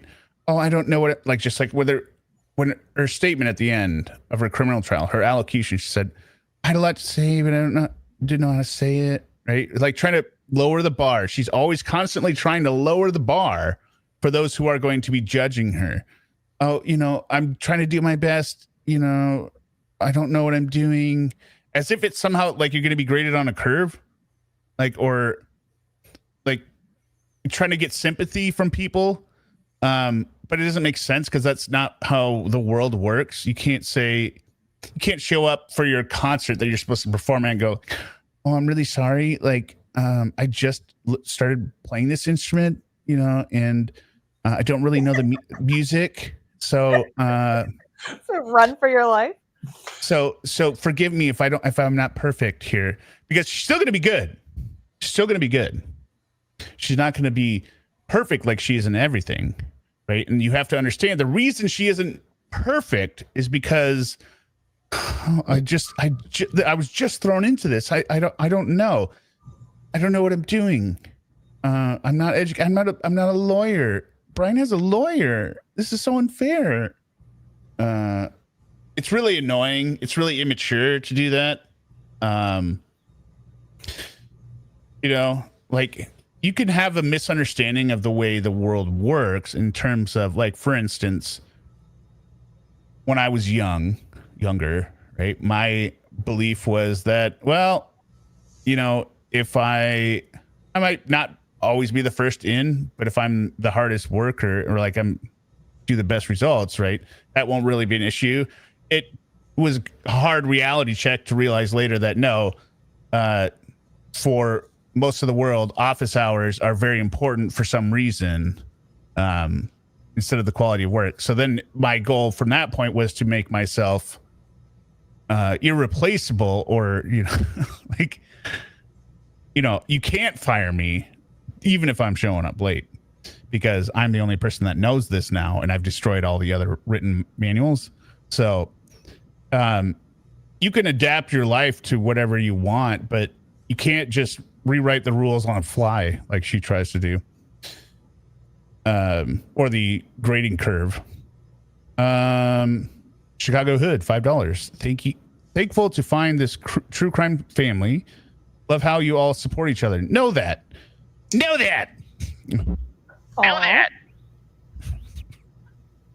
Can't wait for the 5-page closing. I mean, I'm excited. Yes. I check every day. I check multiple times a day. It'll probably be margin to margin, header to footer, size 6 font is if she. Somebody said in comments that they think she will turn in a closing argument for each topic. I think no. But the Judge which makes Jackson perfect won't sense. accept that though. She won't accept anything over 5 pages. But she's going to turn in 5 of them. They're all 5 pages. Yeah, but Judge Jackson, I got the impression from Judge Jackson that she's no nonsense. She's cut from the same cloth as Judge Kranick.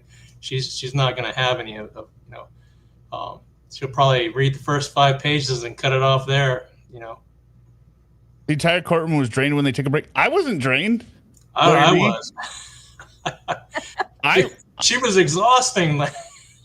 I was pumped. I was like, that was awesome. That was great. It was awesome, but also she was draining because she kept going off the rails and into the forest, and the locomotive went, cutting down trees and into a pond. I mean, I guess it's just the expectation. Like, that's what I came for. I knew that was going to happen, right? Like I would have been disappointed if it wasn't quote unquote like the draining experience that you all had. Yeah. I would have been upset if it wasn't that. Well, it's just that I think that everybody needed a smoke 'em if you got a moment, like from Brian and his attorney.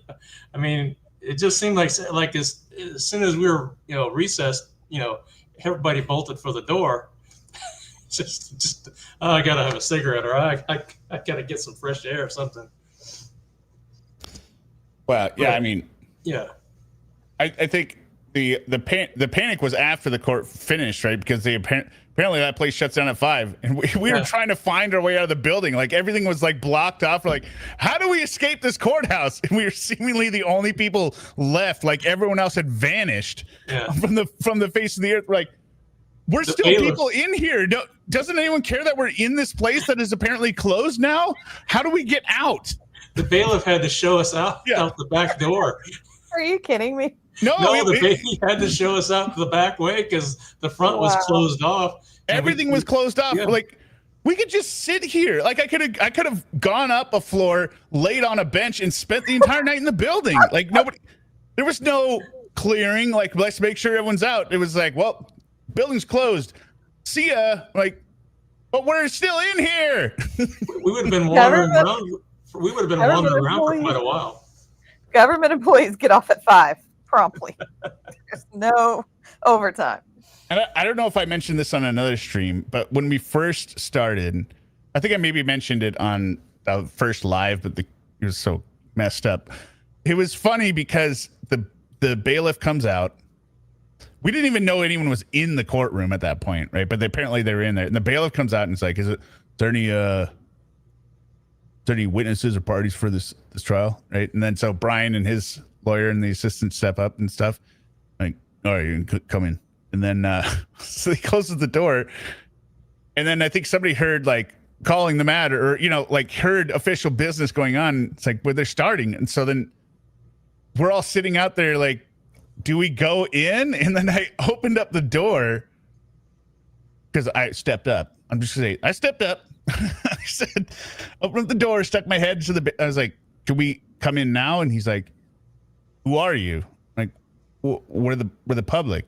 We're the spectators. And he's like, he does this look. He does this look. He's just like, yeah, kind of like eyeing us over, like, yeah, like, he's like, all right, come on, like he was deciding whether he was going to let us in, like.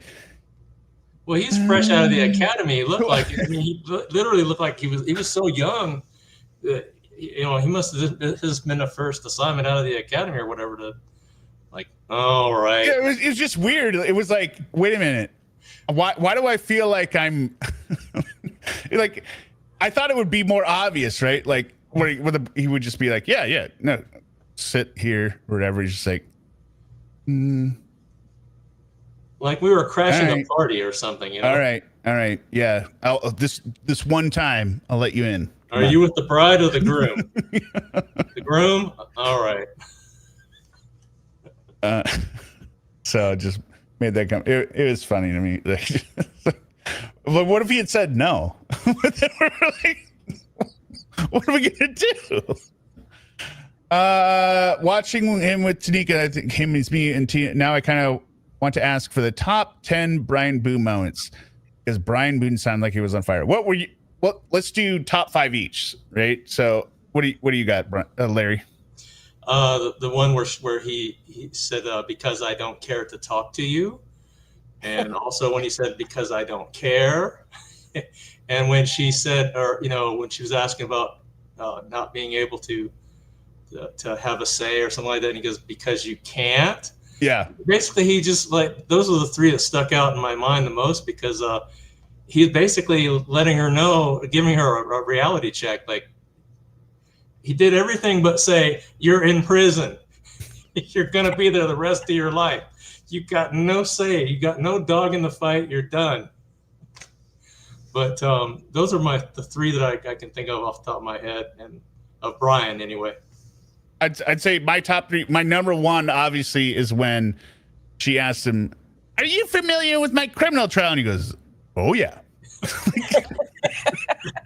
I almost died inside at that. I was like, it was better than the it was the Kool-Aid best Man, answer you could have given, not just like yes.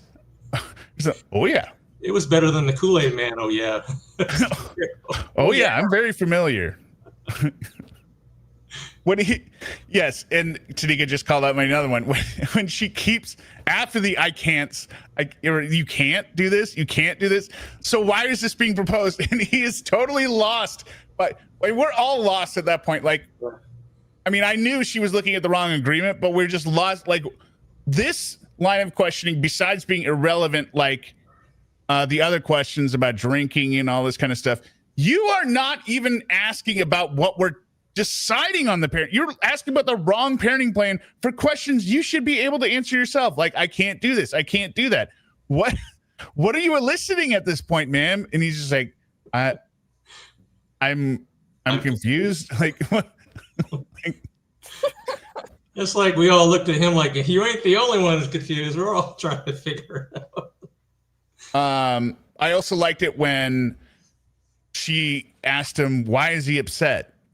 Why is our son upset after I talk to him on the phone? He just goes, the way you talk to him, the things you say to him, all the emotions that you corrupted, like questions that you shouldn't be. That Sarah shouldn't be asking these questions. You shouldn't be asking your witness to provide testimony of how abusive you are. You don't ask those questions, Brian or Sarah. You stay away from that. But that's why. And he was even looking over it because there had probably been a pre-trial or a pre-hearing agreement or strategy, like don't disparage her or don't bring up hearsay necessarily. And when I'm talking to you, asking questions, and because he very clearly at that point he looked at her, he's like, as a lawyer, he's like, can I? And he just like, yeah, go ahead. The way you talk to him, the things you say to him.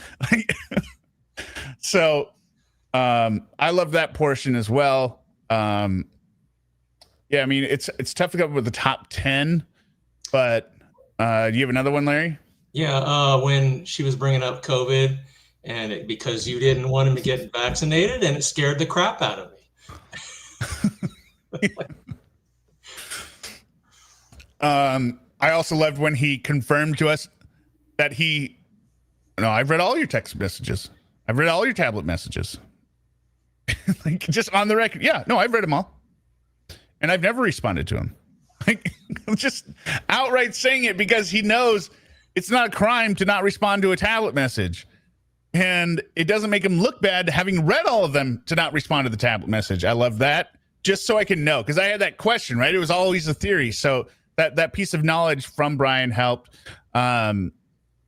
I also loved when he described the storage unit, right? And be like, you can come pick it up anytime you want, right? I picked it all up. It's all at my house. You can take it whenever. Like totally diffusing what might have been her only toenail on the shore of a reasonable point of saying, well, you got rid of all my mother's Family china or heirlooms. something. Family heirlooms, right? For Fabergé eggs. Maybe that becomes an issue if you can prove the value and you can prove that he willfully destroyed it. But he still has them. Just get your brother to get a U-Haul and come down and pick up your shit. Tina Perkins, $4.99. Thank you. I haven't played a lot of these. I'll play this one second here. Oh, no, the scroll's not working. Oh, no. It did this other time. Let me try switch this 1 second. No, this is bad. The scroll. So I can't choose the thing here. Like I'm gonna have to leave and come back because I can't bring up the quotes here. 1 second. Talk amongst yourselves. Well, I'll play this. Hello, everyone. This is HearMeowt from HearMeowt News. I'm standing in front of the Orange County Courthouse, where tomorrow Sarah Boone will finally receive her family law case trial after 5 years of waiting. I've been in the Orlando area for the past weekend speaking to residents, and I can tell you that there is a deep divide in opinion on Sarah Boone. On the one hand, an extreme minority believe that Sarah Boone's family law case should be picked apart and preyed on after it was made infamous by social media due to her criminal case. All right, we're back. I got it. That worked. Woo! Where are the overlays? They're there. Yeah, I think that has some real big bugs in it that should be worked out. Classified crime, you're still on mute. There you go. Sorry. No, it's all right. My kid was in the room. Classified I'm being an crime. excellent mother. Don't judge me. StreamYard really has some major bugs for its $55 a month price. Like I can't scroll up and down during a stream. You don't record the stream that I did. Like, I can barely see the chat because I had to switch from Firefox to what's the Microsoft one that I never used? Edge? Edge. I had to switch to Edge because for some reason the StreamYard wouldn't play in Firefox. I don't know why.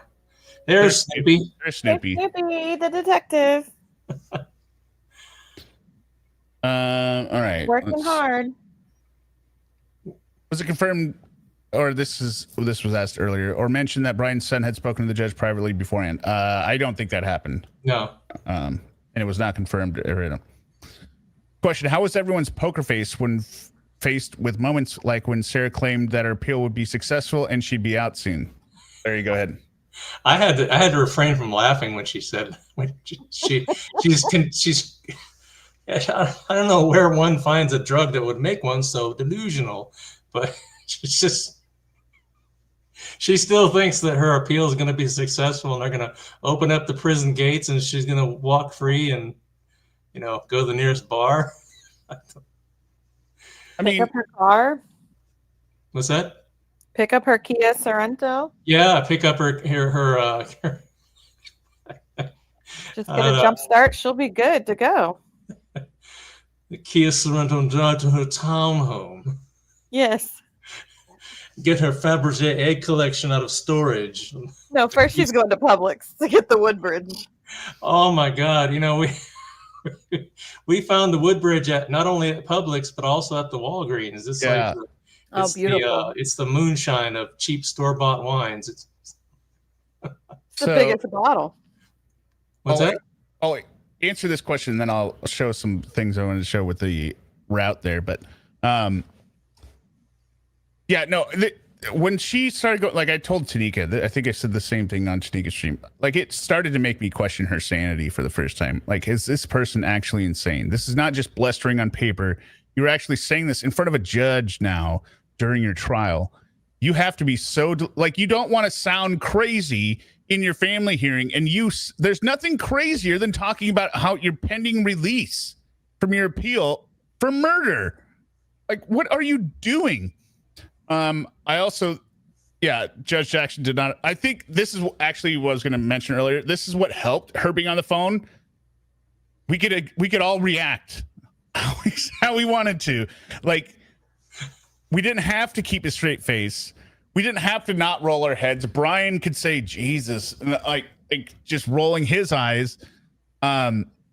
We were all free to act how we wanted, listening to Sarah's lunacy, and it was kind of, you know, I think it would have been much different if she was there. There probably would have been some admonitions or something, like at least of maybe us in the gallery, right, when we're reacting. I mean, we weren't yelling or anything, but you know, when she's saying this crazy stuff and we're rolling our heads. You and I kept looking at each other like every now and then. When she'd say something stupid, you'd look over at me like did she really just say that? Yeah, like, did she just say that? She did, and I'm like, God damn it!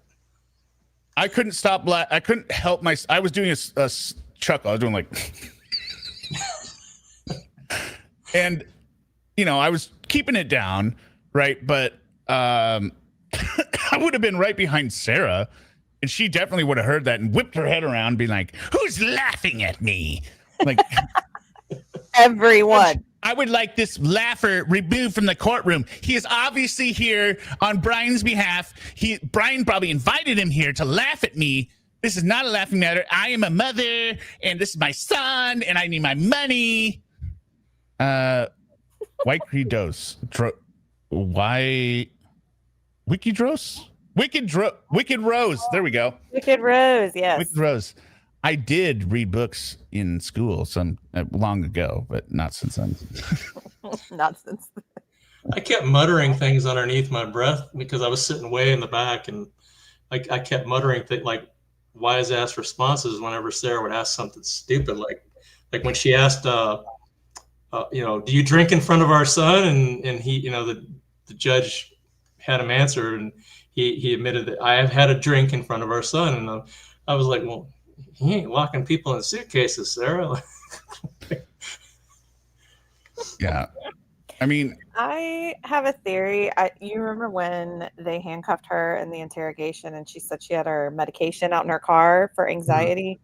I 100% think she was on some kind of a Xanax, which was intensifying the alcohol. 100%. It could be. It could be. I mean, like at that moment, or like she was taking Xanax regularly, intensing that, and so she wanted to go get the Xanax. Is that what you're saying? yeah, the latter. Like she was taking it regularly, and if you take Xanax or any benzodiazepine, you're going to. I work in pharmacy, so I'm going on a tangent, but you're going to intensify the effect of your alcohol. So I think she was popping her Xannies and drinking her Woodbridge on a regular basis, and that's why she was getting so drunk and inebriated to the point. I mean, even if you drank a whole bottle of wine, like, would you really be slurred that much? I don't know. Well, I mean, I used to drink like a fish when I was a young airman, and I first came in the military. I could drink anybody under the table, but no matter how much I drank, you know, the next morning I would be able to piece things together. I wouldn't have just handed my phone over to the detectives and completely forgot that I had filmed this, you know, made a snuff film. She forgot about it until they started showing it to her, playing it, and then it all came back. I mean, it was there. What's that? Like, she didn't even know it was there. So, Yeah. like, alcohol alone isn't going to wipe your memory like that. No, you're right. It's not. And that's why I think you have a really good point there. That if you mix the drugs with the alcohol, then yeah, that could account for why she never remembered, you know, making the film until the detectives were showing it to her. Yeah, Garita says Zanny the nanny. She knew Zanny the nanny. She knew Zanny the nanny. That's right, she did. I am, of course, speculating, but she had some kind of an anxiety medication that intensified the effect of her alcohol, and I think it was in the Xanax family. Could have been Valium or something similar, but that's probably what it was. Well, I'm kind of confused. I've just been listening here. You guys are saying it's abnormal to take a rack of Bennies and some bonded whiskey before you start out the day? Well, it's frowned upon. Because I guess I'm in the minority, right? Well, you know, my doc gave me some anxiety pills for the flight because I told her, look, long story short, I have this fear of flying ever since I worked on some crash site recoveries. So I used to just fill my flask full of scotch and drink it on the plane, or before I boarded the plane. But haven't been able to do that for a while. So I asked her for some anxiety pills or something that would mellow me out, man. And what she gave me, it says take 30 minutes before boarding. It didn't work. It was like taking a Tic Tac. It had no effect on me whatsoever. Hour into the flight, and I'm not even feeling drowsy or anything. I finally asked the flight attendant, like, I need some booze now. I gotta have something to calm my nerves. But you make a really valid point though. With it had to be not just the alcohol alone. It had to be some drug that she was on. I mean, on the other end of the spectrum, I take Adderall and drink. So I mean, like lightens the effect of the alcohol, but Yeah, Adderall is a stimulant. Xanax is not. I remember when I first started taking Adderall in like college, and I would be at the party because I was of drinking age then, and I would just be drinking beers, and normally, or I'd just be holding like one beer for 4 hours. It was crazy. But then I would forget where I set it, so then I'd have to get another beer. So I'd just constantly be opening new beers and taking a sip from them, and then losing them around the house. But anyway, I was wiped out when I got back from the trip. This is a side tangent. I was wiped out. Like, I should have been the opposite because I had been on the East Coast. But when I landed at like 11, so it would have been 2 a.m. I guess. I don't know. I feel like I should have woken up because I wasn't going back to bed before 2 a.m. when I was on the East Coast. I slept till like 1 p.m. West Coast, so it would have been 4 p.m. East Coast time. It's the equivalent of like 2 a.m. to 4 p.m. East Coast. And I could have gone another 6. My parents were like, because their house lives next to the airport and they were going to drive me back home. And then the night before I had said, I'm like, oh, I want to we're going real early. Like maybe we go at 9. So I can get do you want to get up yet? I'm like, nah. Anyway. Okay, next question. This is one of yours, classified. Why don't you read it, classified? Go ahead. All right. Did you, and if so, how, keep a straight face when Sarah was crashing and burning? I guess that was kind of the same one as. Kind of. Yeah, no, I did not. I did not at all. Was anyone, I have a follow-up question. Was anyone giving you side-eye from the professional side of the court? Like, no. Stop snickering like a mom in church looking over at you? Like, no. I was worried, like I said before, I was worried about the bailiff. The bailiff, but for the reason I had a device that might look like a digital recorder sitting next to me. Not the saying that it was, but it was sitting next to me on the seat, and the bailiff was sitting to our left, to the left of Larry, left of Brian and everyone. He's sitting at this computer desk with this monitor on it. So I'm confused. I'm like, what could he be looking at? Right? Right. Well, like, he's there for a security purpose, so he's got to be observing stuff. Is he is this the courtroom? And it couldn't just be the stream, because then you would just look around, right? So what is he looking at? And then I was convincing myself, like, there's cameras up here, there's like 6 cameras, and he's like zooming in, like going enhance, and zooming in on my digital voice recorder to see if the light was flickering or anything. So I was very nervous about that, because he was keeping the straight face the entire time. And then, when I leaned forward, because my carpal tunnel, like Larry, you said people were asking if I was getting tired looking at me.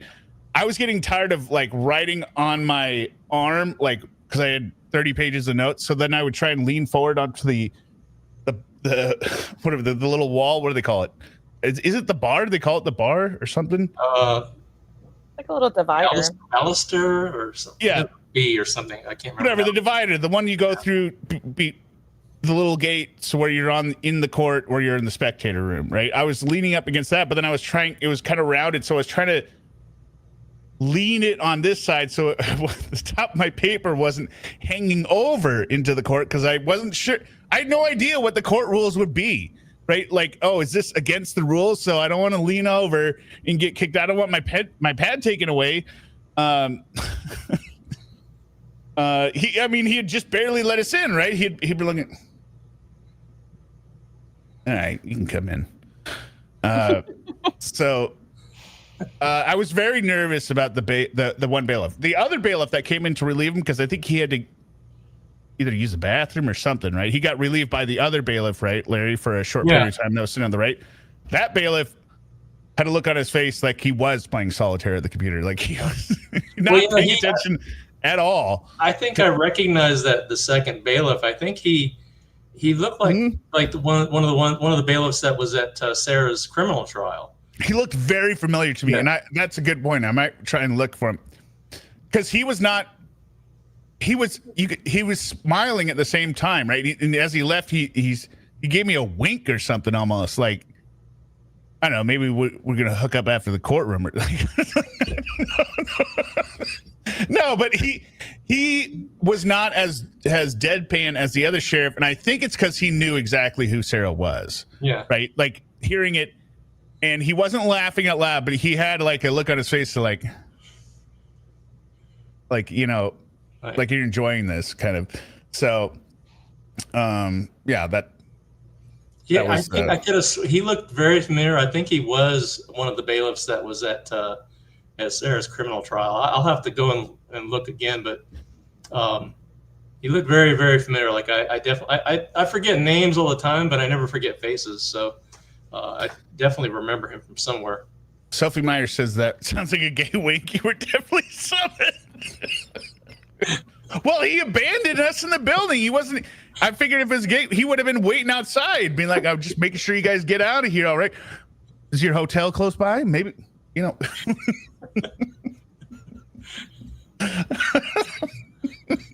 And the hotel had a good bar. It did. Hotel had a good bar. I just wish it was open more than 5 to 10 p.m. Yeah. The only problem I think we had with that hotel was the Wi-Fi. Everything else was really good at that hotel. The Wi-Fi was it. That was it. The Wi-Fi was the entirely trash, just trash. Not even a premium option to buy it and get better. You know, I would have gladly here's the free Wi-Fi, which they described as good for checking news articles and email, which is, kilobytes.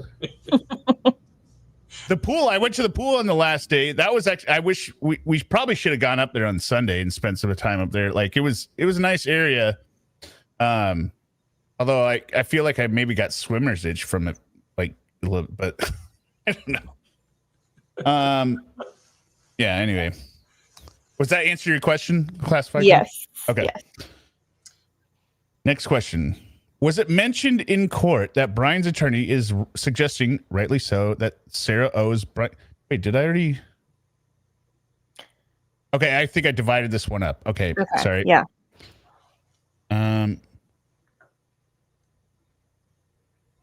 See here.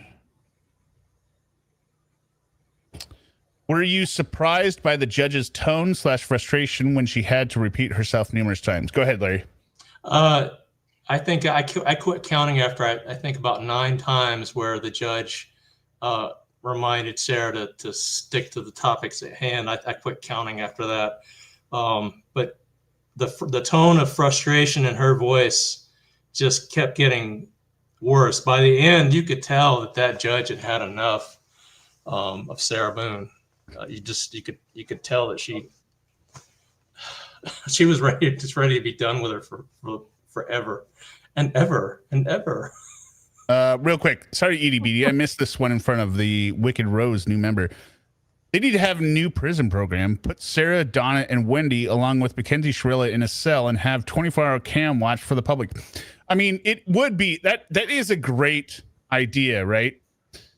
If you need money for the prison systems, just go ahead and you make it a deal. Like you can't like, maybe there's a constitutional thing, like people can't be spied on. So you give the prisoners an option. Look, every hour that you're in the webcam cell, you get 25 cents towards commissary, right? They're going to be lining up for that cell. Like, yeah, I'll be on webcam. It would be the greatest. You charge $10 a month to stream it, right? You mean like a prison OnlyFans type thing? Ooh. No, like a prison Big Brother kind of thing. Like that's what it sounds like, right? But they have to wear. It can't just be on camera. You have to wear the mic, the lapel mic, so we can hear everything you're saying.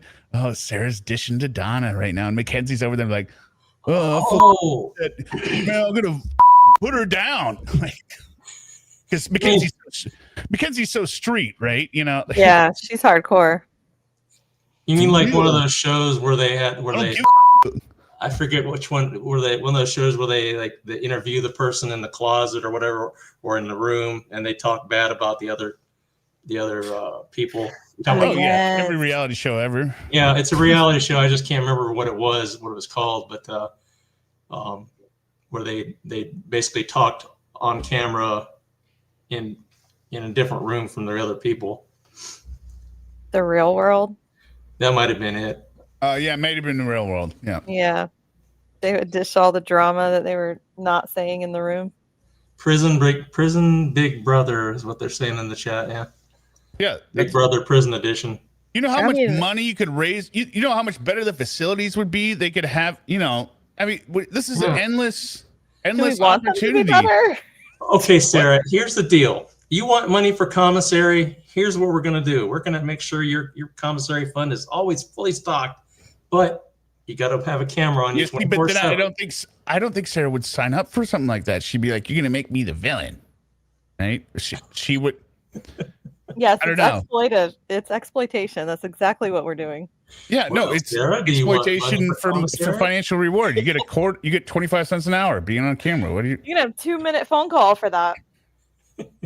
It's your choice, Sarah. Money for commissary in exchange for wearing a camera 24/7. So, as far as this question for you, Classifieds, this is one of your questions. I was surprised. I'll say I was just going based on my initial thought, trying to remember back. I was surprised at her frustration level at the beginning with the technology issues, right? Like, I feel like it was weird. It was like, is this the first time you've ever been to a different courtroom? Right? It was kind of like, it didn't make sense that she was that frustrated to me. Maybe it was the fact that she knew she was on limited time because we only have Sarah for so many, because it's somebody in jail. Maybe it was the fact that Sarah wasn't delivered, so she was going to have to wrap this up without being able to bring her back or something. Maybe it was just the pure thing of like she was doing all the steps that she was supposed to, but it wasn't working like it was in other things. Like the ultimate problem at the end was that she didn't turn on the overhead thing, right? Right, Larry? That was it. She had everything hooked up, but she hadn't turned on the big screen or something. So I guess it was from. I guess she what she said. She's normally not in that courtroom. She's in her courtroom, right? And that was moved to that courtroom. And I might be partially to blame for that, because months ago when I called to confirm, I called her office. Looked up her phone number. And I called her. I talked to someone, or probably her clerk. And I asked, do you need that? Can anybody walk into the room, or do you have to be a witness? Or, I was just making sure that it was still on for that courtroom, and that, was there anything I needed to, credentials or something like that to get into there. And the person I talked to confirmed that it might change to a different room depending on if they're expecting a large number of people. And the person asked me, do you think there'll be a lot of people? I'm like, well, there are a lot of people at the criminal trial. I don't know. I could be, but maybe the clerk interpreted that and passed it on to the judge, and maybe that's why they decided to have it in that courtroom, because it's larger. So, and she's not normally set up in that courtroom. She's set up in her courtroom. I was surprised that one thing is it was an obvious frustration. I was surprised at how many times she repeated the instructions to Sarah. I would have cut it off way before then. Eventually she did. I'm not going to say it again. She said at the very end, like when she's asking for a closing, I'm not saying it again. right? But she kept repeating it over and over. I wouldn't have done that. But I wasn't surprised by the frustration, just because I don't think I would be surprised by anyone being frustrated by Sarah, right? Like, this is like, it would have been surprising to me if she wasn't frustrated by True. Very right? true. Which tells me also that she probably, I don't know. I was going to say, I don't think she followed Sarah's case, but who knows? I mean, because she already had to deal. I think she was already frustrated coming in, knowing that Sarah was just writing these long letters, right? Knowing this was already going to be difficult. And then the IT issue. I think if the IT issue hadn't been there, I think we would have gotten a much different version of the judge. I think that kind of set her off. That was already under her skin. She was already irritated. And then Sarah's stupidity, you're just stacking it on top of that. She's like, I've got this IT issue that cut my time short. They didn't bring that person down, and she's an idiot. And in her laptop, don't forget her laptop. She was having problems with her laptop dying, and she had to get her aide to go fetch the charger for her laptop, and then the jail. She was actually pretty calm about that one, and I think the reason she was calm about that is because she knew at that point Sarah had gone down the wrong, the side path so many times that there's not going to be an issue of like, we ran out of time. I've warned her so many times. She is wasting so much time. It is no longer going to be a problem if she runs out of time. Does that make sense? Like, oh, we're going to take a 5-minute break. Like, the reason it's going so long is because of her. Yeah.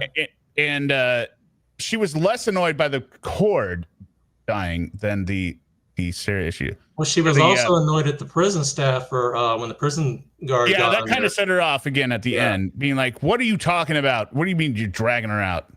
We've had this set up for us, you know. I'm trying to get this idiot to submit her evidence. She can't. She's reading like 4 words a minute with these quotations. She can't do anything. She's asking how she's supposed to fulfill overnight visits for a parenting plan she's objecting to." I don't think Sarah would have a chance against Donna, says Edie Beatty. No, I think Donna would have Sarah shanked within 5 minutes. I agree with you. Donna would probably put a hit out on her.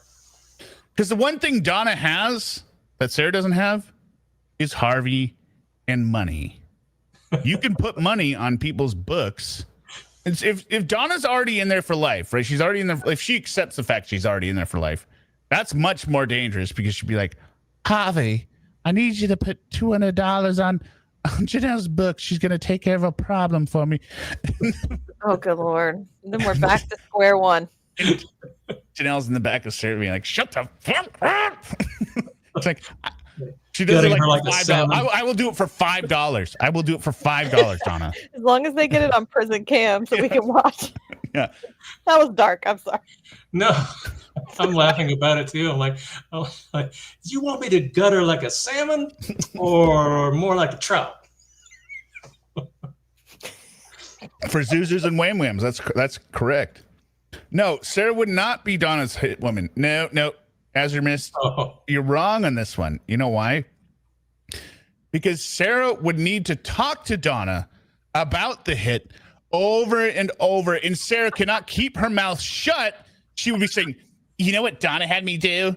You know what Donna had me do? Like, Donna is smart enough to know that Sarah can't be trusted with anything because she's an idiot. She would just spray it all over the prison. Everyone would, within 5 seconds of the hit, everyone would know Donna was behind it.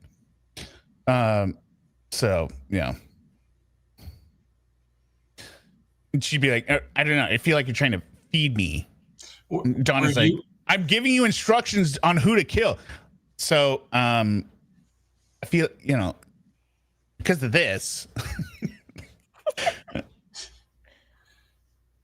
Did you? Go ahead. These are your questions. You can read it. Oh, yes. Did you enjoy it as much as I did when the judge said to Sarah, you aren't telling anybody anything? Ask a question. That was great. That was my favorite part.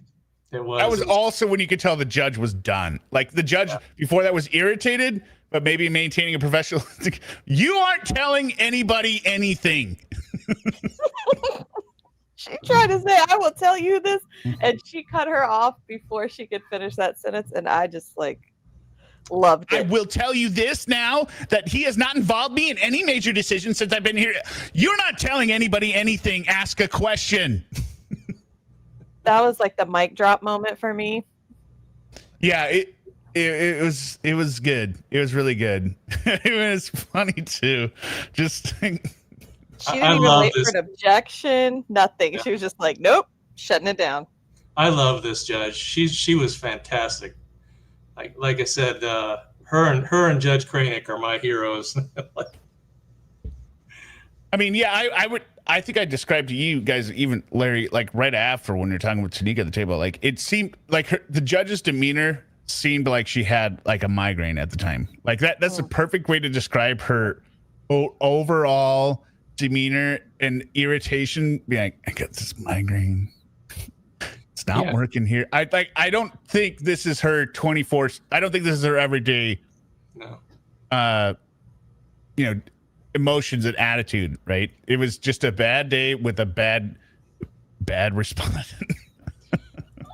I like I said, I don't know if Judge Jackson drinks. Says we all had to stifle a big, like it was. I don't know if Judge Jackson drinks, but I imagine when she got back to her chamber, she just like let out a sigh of relief, like, oh, God, thank God that's over with. I need a drink. And it was Lawyer B. You're exactly right. Oh wait, who said it? Robin said it. Trading student thought she was in charge, just as she did during the interview. Yeah, she definitely thought she was in charge up until that point, and then when the judge took back control, like judge recognizing what Sarah was doing, thinking like, I'm running this, and she was not. Yeah, it was good. I mean, it's stuff you'd never hear in a normal trial. That's why it was great. Exactly. Jupiter in the chat said the judge had a migraine named Sarah Boone. Well, she is a migraine. Like when she's a huge one. If you have to actually deal with her, she's a migraine. If you're able to look from the outside and laugh, she's hilarious. But then also, she still eventually gives you a migraine by her repetition. Just, I don't know. What about Tanika's asking you a question? What about? I can't read it because What about the character witness? I'm so confused on this. Shut up, people. Yeah. I mean, that was crazy. Like, she thought Sarah obviously did not. I mean, I've said it a million times. She did not understand what was being decided or what the issues were here, right? This was not a trial to find out if she was fit to be a mother, which you would need character witness, right? To combat all the hate that Brian was talking about. Brian is talking about factual issues. You are in prison. You cannot call my house every day. It has nothing to do with you being a good or bad person. You are in prison. You don't have any expenses. I don't need to pay you alimony. You are in prison. I didn't get any child support from you, and I'm going to have to raise them until I'm 18. You owe me the money. These are all factual, very factual issues, Sarah. And you are talking about character witnesses because you are so sure this is going to be an attack on Sarah. And I would love to see what those... Well, no, I don't think I would love to, actually. It would probably make me nauseous reading them. They're probably because they're from the Flying Monkeys saying like, she's a blind dog and she had a deaf dog. And then, she's a caring mother to her son and she loves everyone. And she's been the best person. She even offered to give me a kidney, but she can't because she's in prison. And she even offered to donate her heart to me, Your Honor. If only she was able to donate her heart. That shows what a giving person she is. And her liver and both of her lungs. She was going to give me both of her lungs. Who does that if you're not a giving person? Oh, a liar. Yeah, a liar. Then it was great the way the judge just dismissed it too, right? She's like, no, I'm not taking hearsay letters. Self-serving hearsay. That was great. That was a good line. This is self-serving hearsay. What did I say to you in my letter on the 14th, Brian. That's self-serving hearsay. Oh, yeah. I'm wondering if the judge even read her 33-page manifesto. She probably read about a couple pages, like, I can't read this anymore. Because it's just regurgitated throughout. It's self-serving. This is self-serving hearsay. Throw this to the side. I think so. I was wondering about that, right? I think judges are obligated to read the entire thing, right? So I'm just guessing, like, when you know something's going to be garbage, right? What I imagine happens, they have a highlighter, right? And they're just reading through it. And then they highlight a line that is just ridiculous that they can quote back, right? In their motion meeting. The respondent said, I'm about to get on an appeal. This is ridiculous because she has yet to even file an appeal, right? You get 3 or 4 of those highlighted lines, then you can just read the rest. You don't have to take any notes. You don't have to respond point by point because it's meaningless, right? You just say, this is all nonsense. It's hearsay. It's garbage. No, not hearsay. It's legal fiction, mumbo jumbo, disorganized. Because people don't understand. It takes more talent to write less than more. Yeah. Just like I know it takes more talent to speak less than I do, right? That's why I have to talk so much. I'm untalented, people. Like I do not, I do not have the ability to get this all down in a half hour, which is why the streams are this long. Go ahead with your next question here. I think this was kind of already answered with the picture, but were you impressed with her illustrious townhome? But we saw that with the picture, obviously. The illustrious townhome maintained by Sarah and Brian Zallinger. Obviously, it was lackluster from the picture. I thought it was beautiful. If only It was there disgusting. There was like a huge hornet's nest outside that one door. I pointed it out to you. Like, Oh, doesn't the maintenance of this facility or like, go around and knock those things down or spray some raid on them or something? But or are they a protected species down here? They must be between maintenance people. I just don't see what This thing was like the size of a baseball. I mean, wow. And it was right outside someone's door on the 2nd floor. Yeah, that's what I mean by this place was not being taken care of at all. Like you've got, well, I don't know, maybe they don't care about hornets in Florida. They just like, We care. Flies. So they're not a protected species then, right? So. Oh, I don't know. I mean, no one's inspecting my home, see if I'm destroying protected species, but if they're at the door, I'm knocking them out. I probably shouldn't admit that. When we first moved in, there was like this duck that had nested under near where the AC drips, and it had made a nest and eggs, and I didn't know if I could move them because it was some kind of a goose or something, and luckily they never hatched, and I just shoot it away. Yeah, there's like a duck just nesting. I guess the house had been vacant before we moved in. I don't even know what I'm telling you. So was a squatter? Yeah, he was a squatter, or she. There was a nest with eggs, and I had to wait and see if they hatched and not move the thing because it could be protected. But that wasn't dangerous like hornets. I'm not leaving hornets up, Yeah. Well, I know you can't like gators. A friend of mine lives in Florida. Says she took some pictures of a pond behind her house, and there was a gator in it. And I'm like, you call someone to have it removed before it, gets your pets? Or yeah, I don't understand how you guys live with gators down there. Like, I don't understand how it's. I don't know. It just seems they're very on the unsafe. golf course. Everything. They'll just be laying out in the sun. Yeah, but they eat people. They do. They do. They do. You have to avoid them. I don't go in swampy areas, so I'm good. Florida basically is a swamp. It is a swamp. Yeah, but I just go to work and I come home. I'm not like. Are there any large? Well, that's kind of Florida's problem as well. You've got all these large pools of water, just inviting the crocodiles to like, hey, go ahead. Just hang out by me here. Let me give you a home right next to a bunch of human food. It doesn't make sense to me. And it's kind of, that's what, when I was on top of the hotel, it's because Florida's so flat.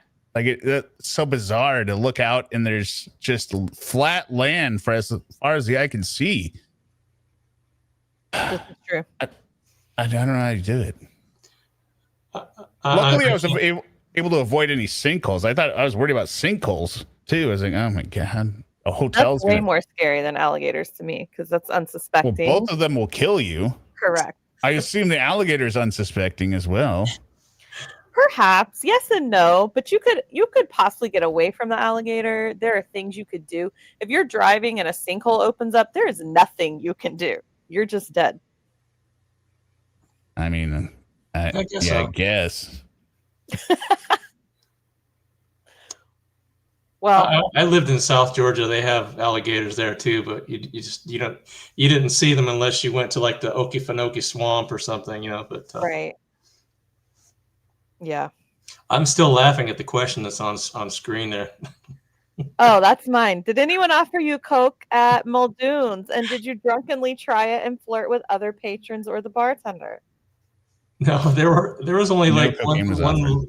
barfly that was she was really flirtatious with the guy that she was sitting next to. Remember, they were like sitting across on the other side of the bar from us. And I don't pay attention to people. yeah, that was she was really coming on to the guy, and they eventually left. But there really wasn't a whole lot of people in there when we were there. I think around the time we started to leave is when some more people started showing up. But, Things are heating up. All right. Yeah. So you missed the cocaine offerings, I guess. No, I mean, I didn't see any lines on on the bar or anything like that. Any razor blades, you know. Gotcha. Let's see, 196. Let's see. I was going to show some of the videos. I didn't edit any of these, but what's one of these? Let's see here. 19. Is this 196? 207? Sorry, 1 second here. Because I wanted to talk about this. So you got the Publix. This was a real big issue for me logically. So this first map here, in her testimony that Suma confirmed with me, what she says is, when she's describing to Owens, how do you get to Publix? She goes, oh, well, you go out and then you do a U-turn and then a turn and then you're right there, right? Well, this is going north to south. You can see at the top here, this is her apartment, the starting point, 4748 Frains Court. And then you drive out of there, and then you just drive south, and then the Publix is there. There's no U-turn on this map, right? At all. Like, it'd be weird. It'd be more normal to describe a U-turn as a turn than a turn as a U-turn, right? But then if you look at the map from Mandy Court, that's a definite U-turn, Right. right? So she was describing how she got there from her old house that she lived in with Brian during the trial, which is just, what a drunk. Like, you can't even remember how you were getting, like, you can't tell the difference between, I don't know. No, not after she popped her Xanax and she's on her second bottle. Because, they drove there after they finished the first bottle or something, right? Didn't they drive after they had been drinking? Yeah, which didn't make sense because if you look at this first picture again. All right, so see how it goes. It kind of ends where it says gas there. That's the T connection with the main road. Mm-hmm. Right beyond that is a Walgreens right there. Why were you driving all the way down? The Walgreens is across the street from Muldoon's. Why are you driving to Publix to get wine? Why are you driving to Lotto Zone there? You can see Lotto Zone highlighted on there. Why are you driving there to get cigarettes when you can get wine and cigarettes at Walgreens?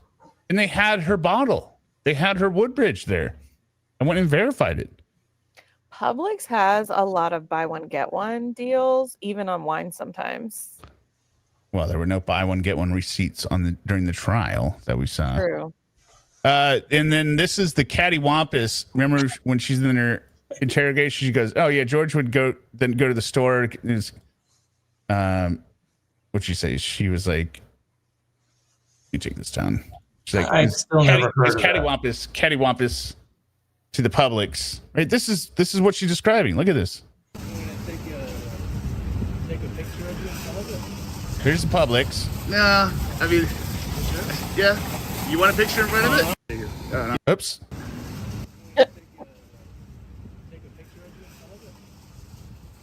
Nah, I mean, yeah.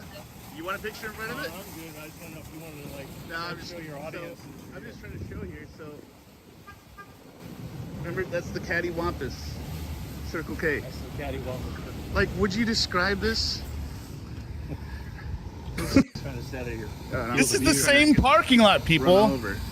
This is not across the street. This is the same goddamn parking lot. What is she talking about? Cattywampus, kitty corner. Like, it's the same parking lot. Even there you She go. makes it sound like it was the way she made it described, like it was, going across the street or another total different. Yeah, I mean, catty corner. I guess you could, maybe, but to me it looks like it's in the same. Yeah, I thought kitty corner was like diagonal. Yeah. That's It not looks the- it's just straight next to across. It's like it's next to it. It's right next to it. It's not far away. It's not kitty corner. What is this one? Hear Me Out with Hear Me Out News. Standing outside Publix, which sells enough liquor for two people to have a really good time. In addition to that, it is starting to rain, and the humidity has officially liquefied my body. Hello, everyone. Where did Poor you get that Larry had to microphone? Larry had to sit through all of those. He's just Well, no, I remember you were probably getting annoyed with me for trying No. to make suggestions, because I did a lot of filmmaking when I was working on my bachelor's degree, and I kept like, well, you want me to shoot from this angle, or you want to hold the and then you explained to me you were the look that you were going for. I'm like, oh, okay, I get it. Yeah, and that was just like you didn't understand, because I know that as soon as it makes something that looks good, people are gonna have some kind of expectation, right? They're gonna be like, oh my god, this guy's making a documentary, thinks, or whatever, right? Well, I'm not making a documentary, so you can't judge it as a documentary. And as soon as I make something that looks like it could be documentary style, you're gonna start saying it doesn't look documentary worthy, and then I'm gonna be screwed. So I just need to keep that bar real low, low. I understood after like a couple times I finally got it. I was like, but at first it was like natural for me to kick into to the mode of like filmmaking. If I had brought my camera and my tripod and microphones and everything, if I had brought that with me, Right. But then I finally got it, but I felt bad at first. I was like, man, I wonder. I hope I didn't. Don't feel bad. It's like, but no, I don't. To me, it looked like it was right in the same parking lot. It wasn't, cattywampus. I never heard that word till Sarah Boone used it, but it didn't look catty corner to me. It just, looked like it was part of the same, strip mall or that whole little, shopping area. Yeah, and then she was stopping by where is it? The Lotto Zone. Oops. The Lotto Zone just looked like a place that was. Where is it? Oh, a sec. Come on. Where is it? It's a Lotto. Yeah. Okay. Here we go. The Lotto Zone just looked like it was a place that was killing time in between robberies. Whoa. That's where she. Cattywampus is. What does that say? Cattywampus is crookedy. I don't know. It didn't even look crookedy to me. It just looked like it was just part of the same. Just next to it. Yeah. A lot of people in the chat are saying it's kitty corner if you're drunk. So maybe she's just kind of bumbling drunk and Wait, kitty remembers corner. it.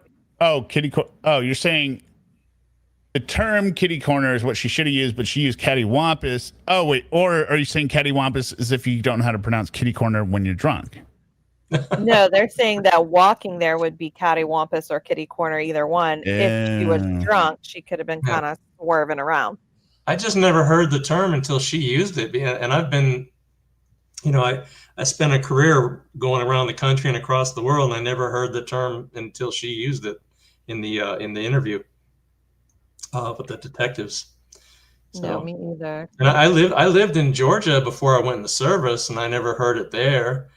And I supposedly isn't she from Georgia, if I recall, originally? Yeah, they mentioned Atlanta, that. Georgia. Yes, Atlanta, Georgia. Yes, Georgia. Once and for all, France Court or France Court. France Lane or France Court. 3. You need to put on the wig if you're going to start reading like Sarah. Good one, Barry. Oh, okay, I get it, Variance. Okay, I see. Hold on. Let me get this in. See. All right, 1 second. I wish I didn't have. It's so hard to read these. I was fine until I had to switch browsers. Once and for all. What's from France Lane or France Court, apartment 3. There you go.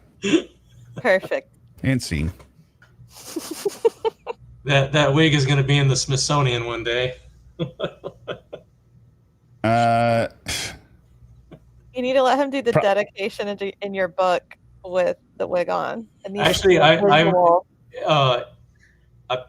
in addition to dedicating it to George, I'm also dedicating it to the entire YouTube true crime community, and I'm going to list everybody that has pretty much like influenced me to write it, and especially if I cite them as a source for something that I've written in the book. But there's one illustration I want to do of Sarah, writing her forgiveness letter, and she's surrounded by the true crime, or social media tycoons. Is that how she referred to everyone? Scoundrel detectives, and the social keyboard media warriors. tycoons, and who are so eager to prove me to be so right, or what was it? Prove themselves so right and prove me so wrong. So she's going to be surrounded by little circles with each with as many people as I can fit on one page. I can't fit everyone, but I'm going to try to fit it, as many as I can, like from lawyer to Tanika, to everybody that I can fit on there. But because that still cracks me up when she referred to everybody as social media tycoons. They have blood on their keyboards. Blood on their keyboards. And still no one knows me. I will have George Torres with me in my heart, in my mind, my body and my soul. That was terrifying. Out of nowhere. I'm going to have to send you... Lazulilite. I don't know if we're gonna. Okay, actually, because this is Sarah, I bet she was trying to use big, obscure words to sound smart, and cattywampus found like. I don't think anything with the syllables wampus or womp in it sound intelligent ever. It could be a real word, but I was saying womp or catty, like none of those sounds are intelligent, like by themselves. Onomatopoeia, like you said, catty to wampus. Am I the only one that thinks of Empire Strikes Back when I read that word, cattywampus, like the wampa monster or wampa creature that? I don't think of it. Yeah. Womp womp. Derek. Classified crime. I know you had said there was a few other things you wanted to bring up. I wasn't sure. Did you want to go over those now? Because that's the last of the quotes. Oh, I had the cost of all the phone calls. I also had looked into all the requirements for visiting with her son Oh, for let's discuss that. Brian. You want to share that? Yeah, we can. Let's see. Well, I don't have a screenshot of it, but I just looked on the Florida DOC. I know. Go ahead, I'm then. so unprepared. I am uncuffed but unprepared. So first of all, he has to call by Wednesday to schedule the following Saturday or Sunday to come see her. So Okay. he has to put in a call and reserve a spot. She said she wanted the son to be there for the maximum amount of time, and that was from 9 a.m. to 3 p.m. So she wants her son to come in there, Totally normal. sit there from 9 a.m. to 3 p.m. The Now, only thing I assume that's the visiting hours, so you have to show Yes. up at like 8 a.m., right, to get Correct. processed in line. You have to show up by 8. I think they start processing. The only thing they can bring in is their car key and their identification. Lovely. If they want to have snacks, they have to buy them in the vending machine. They're on site. And if they go to use the restroom, they're subject to being searched again to come back into the room with the mom. I mean, the logistics of this make no sense because there's obviously no meal service. So Right. for You want a 6 bag of hours, they're just Cheetos? gonna eat out of the vending machine. Yes. Sarah, like she doesn't. That's- She thinks like 9 a.m. to 3 p.m. She thinks that's okay. That's a visiting session. No, that's a window, Sarah, where people Exactly. can show up during there for the 30-minute visit. It said 6 they wouldn't hours. process anyone after 1 p.m. or 2 p.m. So obviously, people aren't staying the entire 6 hours. But that's what she requested, right, in the court? For the maximum allowable time for the facility, right? So And he's then got to get up. holidays, they said if a holiday falls on a Saturday, they observe it on the preceding Friday. And then if it falls on a Sunday, they observe it on Monday. So then they can still have their Saturday, Sunday visitation plus a Friday or Monday.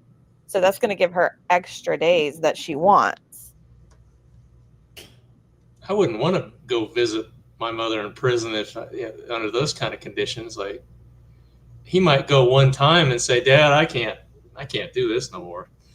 No, I guarantee you, 6 like hours. she's her own worst enemy, right? Because just like she should make it as easy as possible. Make it a 30-minute visit, right?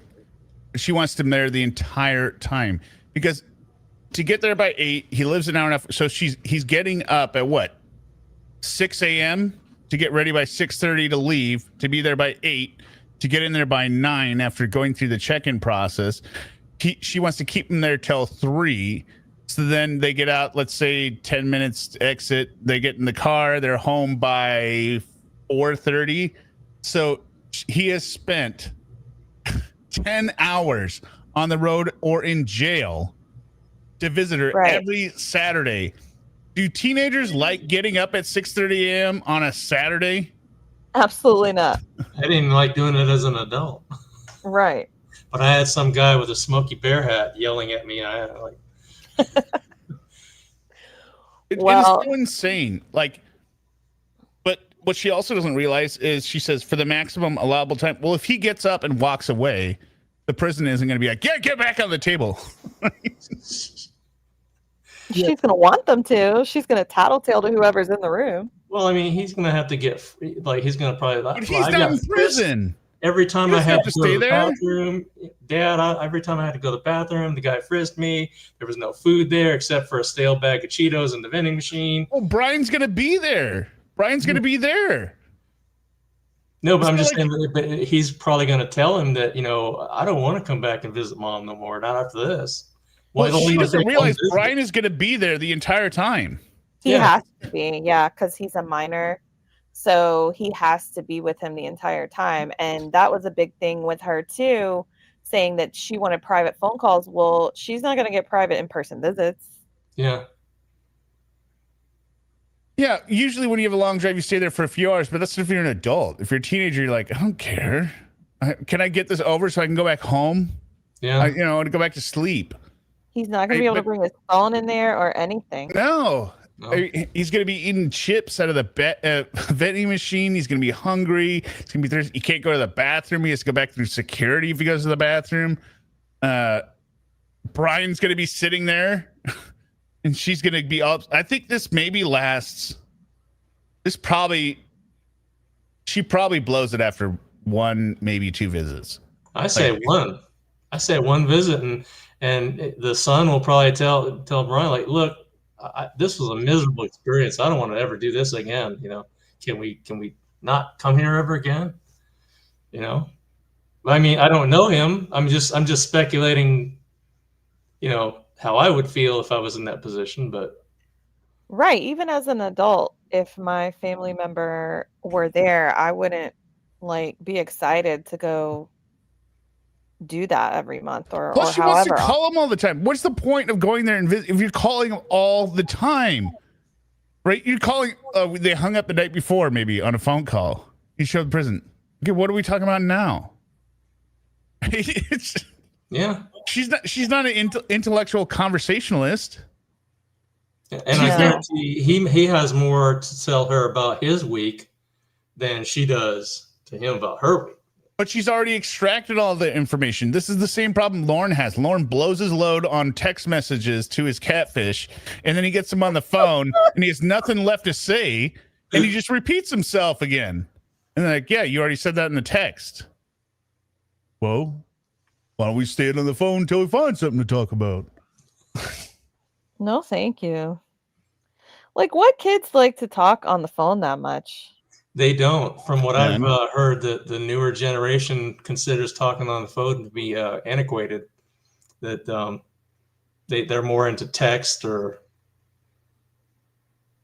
even that. Like, how well, even often? I prefer text. Right? It's nice, easy because I can. I prefer to talk in person or text. I don't like talking on the phone. No, but I was just reading that the other day where it said that the newer generations they consider talking on the phone to be antiquated.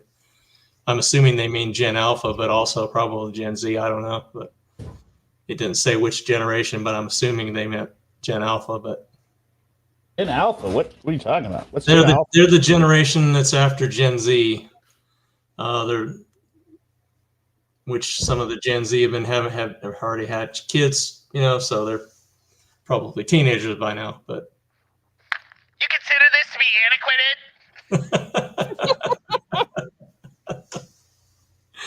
Absolutely. Sometimes your kids won't even return a text, so much less. I find it pretty unbelievable that he'll have a 30-minute phone call every week.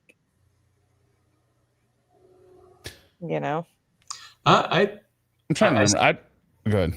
I was just saying, I still say that it should be totally up to the son, you know, and I really hope the judge actually kind of specifies that, you know, considering everything I've heard, you know, that I think it's up to the son to determine when he wants to take phone calls and how often he wants to visit, you know, kind of like leave it up to him instead of Sarah or Brian. Just it should be his decision. It's his time, you know. exactly. He needs to decide what's what and how many. He needs to decide. I mean, I hope she puts those parameters on there because without them, Sarah's not going to abide by anything like that. Even with them, she's gonna have a hard time sticking to whatever the judge orders. Yeah, I mean, I told Tanika this, right? She's ultimately going to blow it, right? She's going to, even if she gets the court order saying, oh, it's only once a week or whatever, she's going to blow it. She's going to strangle that relationship to death with her son. It's just going to be over. Yeah. Drive him away because she cannot control herself, even though she really doesn't want to talk. She just wants to control. She wants to, in my opinion, she wants to have a relationship with her son only in the sense that she wants to deprive Brian of having a better relationship. Does that make sense? Yeah. Like she wants to be the better parent. She doesn't really care about what he's saying or what he's doing, but it's all about control. It has nothing to do with how, you know, with the son's feelings and wishes. It's just she's using him as a control, method of control. Because Exactly. like I said, like she's lost almost all of her identity, right? At this point, the only thing she will ever accomplish is having been a mother. She can't do anything else, right? There's no work legacy, no accomplishments academically, nothing that you can actually cite, right? She could only cite, well, the fact I'm a mother and I'm a good mother, and that's what she wants to have on her stamped on her tombstone. But she could, though. She could if she would use her time for more constructive endeavors. Like some people in prison, they paint art. Some people in prison, they get a better education. Than they ever had before. Even though it really doesn't do them any good. I mean, she could go. She could, but getting a better education implies like a knowledge that you can learn something. Well, she likes to play lawyer so much, she can get a law degree while she's in there. Well, no, but I'm saying she doesn't think she doesn't know everything. So what good would be going? What good would that do? She already knows everything. Mm-hmm. I don't need to learn anything from anyone. That's what I'm saying. Yeah. Like she does not accept that she isn't the smartest person in every room that she goes to. No, she's an elite breed. She is elite, and we can only hope to be like her one day. We can only hope. I wouldn't. All right, I'm sending you the evidence. She submitted this JPay evidence, and I thought, oh, she gave us her text messages, but no, this is just the rates for everything when she was demanding the all the features to be able to use all the features of the tablet. So this is how much all of this costs. I think you're able to move through these, right? Not me. Okay, let's see. Hold on, I'm having to do. It's only allowing certain files, so I'm having to do a screenshot. So here's the first one. Yeah, because she makes a big deal out of this during the trial, because she wants to present it as the reason she needs the money because of all the forms of communication that can be utilized that Brian is not currently exercising, right? Which again, is insane. Lady, So you're about to lose contact. Crazy. So this is the 15-minute video visit. $295 fee. Is it? That's the first one. For 15 minutes? For 15 minutes. $295 for 15 minutes? Yeah, and then if you put up the second screenshot, it shows you how they have to buy digital stamps. And how maybe that's why she never replied to my letter. She has to buy email stamps. So there's email rates, outbound, inbound, all of that. And then there's okay. All right, take that one down. Can you take that one down? Yeah. Okay. I can take it down. And then I put a second one up. So this tells how much the stamps are. This is how she gets email postage. So she has to buy postage to email postage? Oh, I guess it makes sense. So you're not just spamming out email. Right. This is how, I guess they were saying 50 cents. Each message costs 1 stamp. Attachments cost additional stamps. So that's why she's saying she wants him to fund all these features. So she wants to be able to send pictures back and forth. Back and forth? What pictures is she going to send from prison? Well, maybe he can send her pictures because, Brian never bothered to send any pictures to her like she'd been asking. So there is that. So when I wrote I wrote a letter to her when she first got moved to Lowell. Hit the back button, sorry. So anyway, I wrote a letter asking if she would like to, be interviewed for, the book of it, and she never responded back. Is it because it has to be done electronically? That I don't know. I think she can still get physical mail, but I think you have to register to be able to, for her to be able to receive it. I'm not 100% sure on that, but I think you have to like go in and register as a visitor or something for her to be Oh, able to receive the mail. I'll have to share the letter that I wrote with you guys because it Oh yes. full of snark. It wasn't very long. It was just basically requesting an interview with her, and I think I started it off saying, "I hope the holidays were," I basically kind of quoted her letter from that she wrote to, I think, Bankowitz. I basically quoted verbatim the same opening entry, like, "I hope the holidays were lovely for you and your family." And then I asked for if she was willing to interview, and I never heard back. And I figured she probably exploded with rage when she read it, and it caught fire. But I guess the letter never found her because it wasn't electronic. Physical. Someone said Kathleen says physical mail gets scanned in. Oh, and maybe she has to have stamps to receive it. Barry, did you? I missed what Barry said. Did you proffer clearly fun fish soap? Oh, Barry. Fish soap. So it looks like, and then the next one just shows like she has to do it says 4 stamps per videogram, so she can do an outbound or inbound videogram. So like if he wanted to record himself sending her a little message that she could open on the tablet, she probably just wants to show it off to her prison buddies, right? That, oh, someone still cares about me, look, I got a message. Because remember when she was talking about, oh, I had to sit there and wait while everyone else's name was called and they got their hot meal. Like that's probably what it is. Other people are getting, messages and things, and she's not getting the full functions.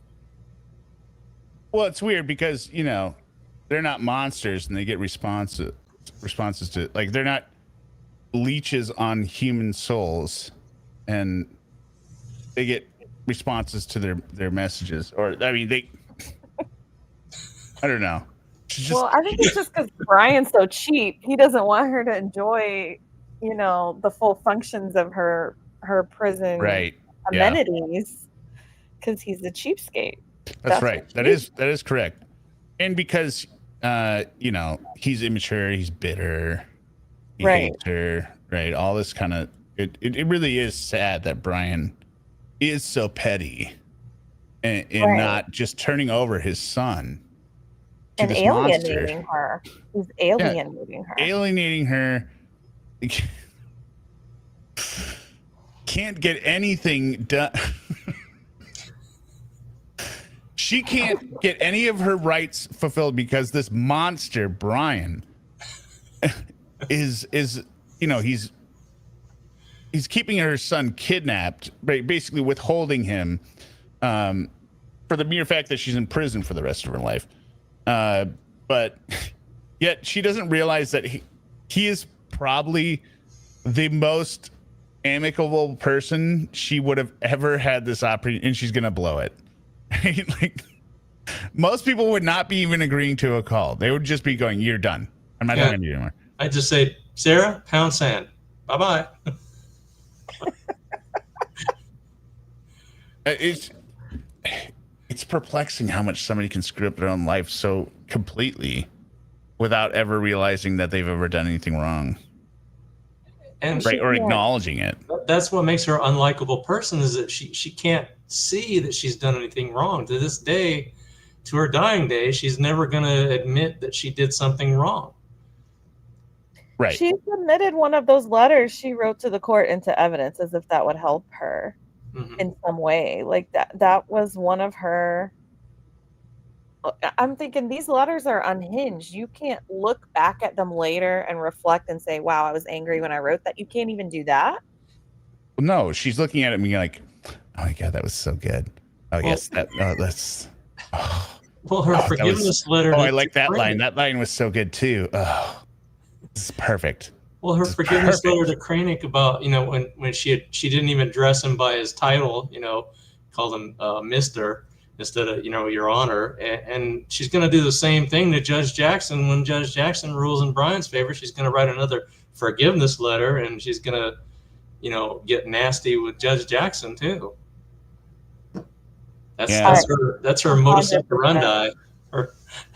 That's her. 100% she does that. That's her shtick, her modus operandi. That's what she does. Is it possible that Sarah becomes so bad that new, case law is created by the fact that she, like, we have, now that we are in the era of the narcissist, right? And we can get one that is this bad. Like, how do we combat this as the courts, right? They already had the rules to deal with Daryl Brooks because the sovereign citizen thing wasn't new.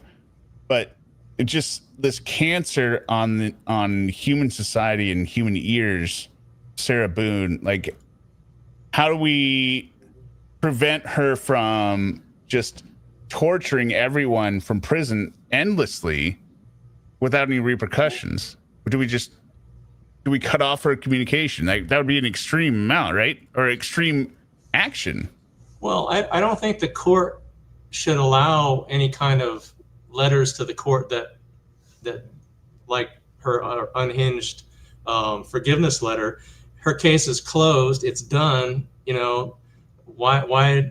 But how do you determine that before it's read? And if once it's read, it has to go into the record. So how do you determine? That's what I'm saying. That's what I'm saying. At what point does somebody lose the ability to even write letters? Well, that's what I'm saying. The court should make a determination. Like if the judge was reading her forgiveness letter, like, you know what, I just sentenced her. She's off to the Boone farm, the permanent Boone farm forever. I don't have to post this shit, and just drop it in the shredder or whatever. But that's kind of a rule I think that they need to institute to combat someone like Sarah. Maybe a restraining order. I mean, honestly, I think I'm serious. I think No, I know you're serious. It's just I just got this image in my head of Judge Crane. Like, when am I going to be done with this woman? But I think Brian, like, once they get to the point where there's some regulations there, he can say, okay, she's violating these court orders, and then he can ask for, a period of time with no contact. Yeah, I don't know. I was thinking. I guess I was thinking more of like just the courts, like her just like these files are open right now because she keeps filing stuff, right? When she keeps sending these letters, Simple electric chair. Tanika says, I know you can't do that, but it's public record. I understand that. It's just I think they need to change the rule once someone's convicted. Do they really need to post that letter online, or can they just wait. I still want to, if there's a letter written, I still want to see it. I'm saying, how do you prevent her from writing the letter? Right? Yeah. How do you prevent she has no access to paper or pens or something, or any kind of mailing she gets has to go through, or any kind of letter she tries to send has to go through like an advisory board. She's not going to be the last one. I can't imagine that she ends up being the last one, because other people will see this that are crazy and be like, oh yeah, this is how I can harass my way into losing everything, right? But at least I'll have something to do, right? Yeah, I mean, that's why I say she really needs to find something to do with her time. She needs to accept the fact that it's her life as it was previously is over with, and she needs to make good use of the time that she has left. Before don't they make license plate in prison anymore? I always heard there was. Is there no more license plates anymore? I think they still do it here in Texas. Maybe is it farmed out by state? You think, like each state prison system has its own. It's only. She alluded to having a job. Its own consumable. She alluded to having a job. South Dakota are making socks. She doesn't have a job because if she has that much time to be calling back-to-back calls on the phone relentlessly, how does she have time to work? Yeah, it's unbelievable. And it's like every couple of hours she's calling, back to back to back, and then she does her Right. rounds again. I can't see. Someone says she cleans toilets. Well, she better be careful with that because some guards will beat a woman to a point of becoming a paraplegic because she refused to clean a toilet. All right. Well, I think we're going to end it here. We're at 3 hours. It's been a great stream. Any last comments you'd like to make, Classified? Everyone remember, click on her channel in the description. Go ahead and sign up over there. Subscribe. Any last comments? Just thank you for letting me join in on Of course. fun, because I love the insider point of view. So thanks for letting me hop on. You're very welcome. Thank you for being here. Larry, any final words? Thank you for having me on. I had a great time with you in Florida, and for that, you know, the trip there and back was pretty painful for me, but it was worth it. It was worth it to see it in person, see her hearing in person, and meet new people, meet you, meeting Tanika, you know, and finally meeting in person. Had a great time. Love to do it again, and I'll keep everyone posted on the book. I'm working on it. I want to make sure everything is accurate, everything is cited to the source. You know, whether it's a video or a court document, I want to make sure everything is 100% cited properly. And also I want to add a little dark humor too, so to make it a little bit entertaining. Because otherwise it's a pretty depressing story. Yeah. I can't wait to read it. So what does that tell you? And Tevi, you are 3 hours late, Tevi. So sorry, we're not going to do another 3 hours. Okay. You're going to get some never before seen news clips here at the end of the outro. Just I've strung together. So here we go. Have a good night, everyone. Have a great weekend. And remember, tomorrow night, 7 p.m. I just picked 7 p.m. Two Blonde Crew will be back, me and Suma. And maybe it's Derek, depending on if he's grounded or not. All right? Oh, I can't wait. Good night, all. And we have finally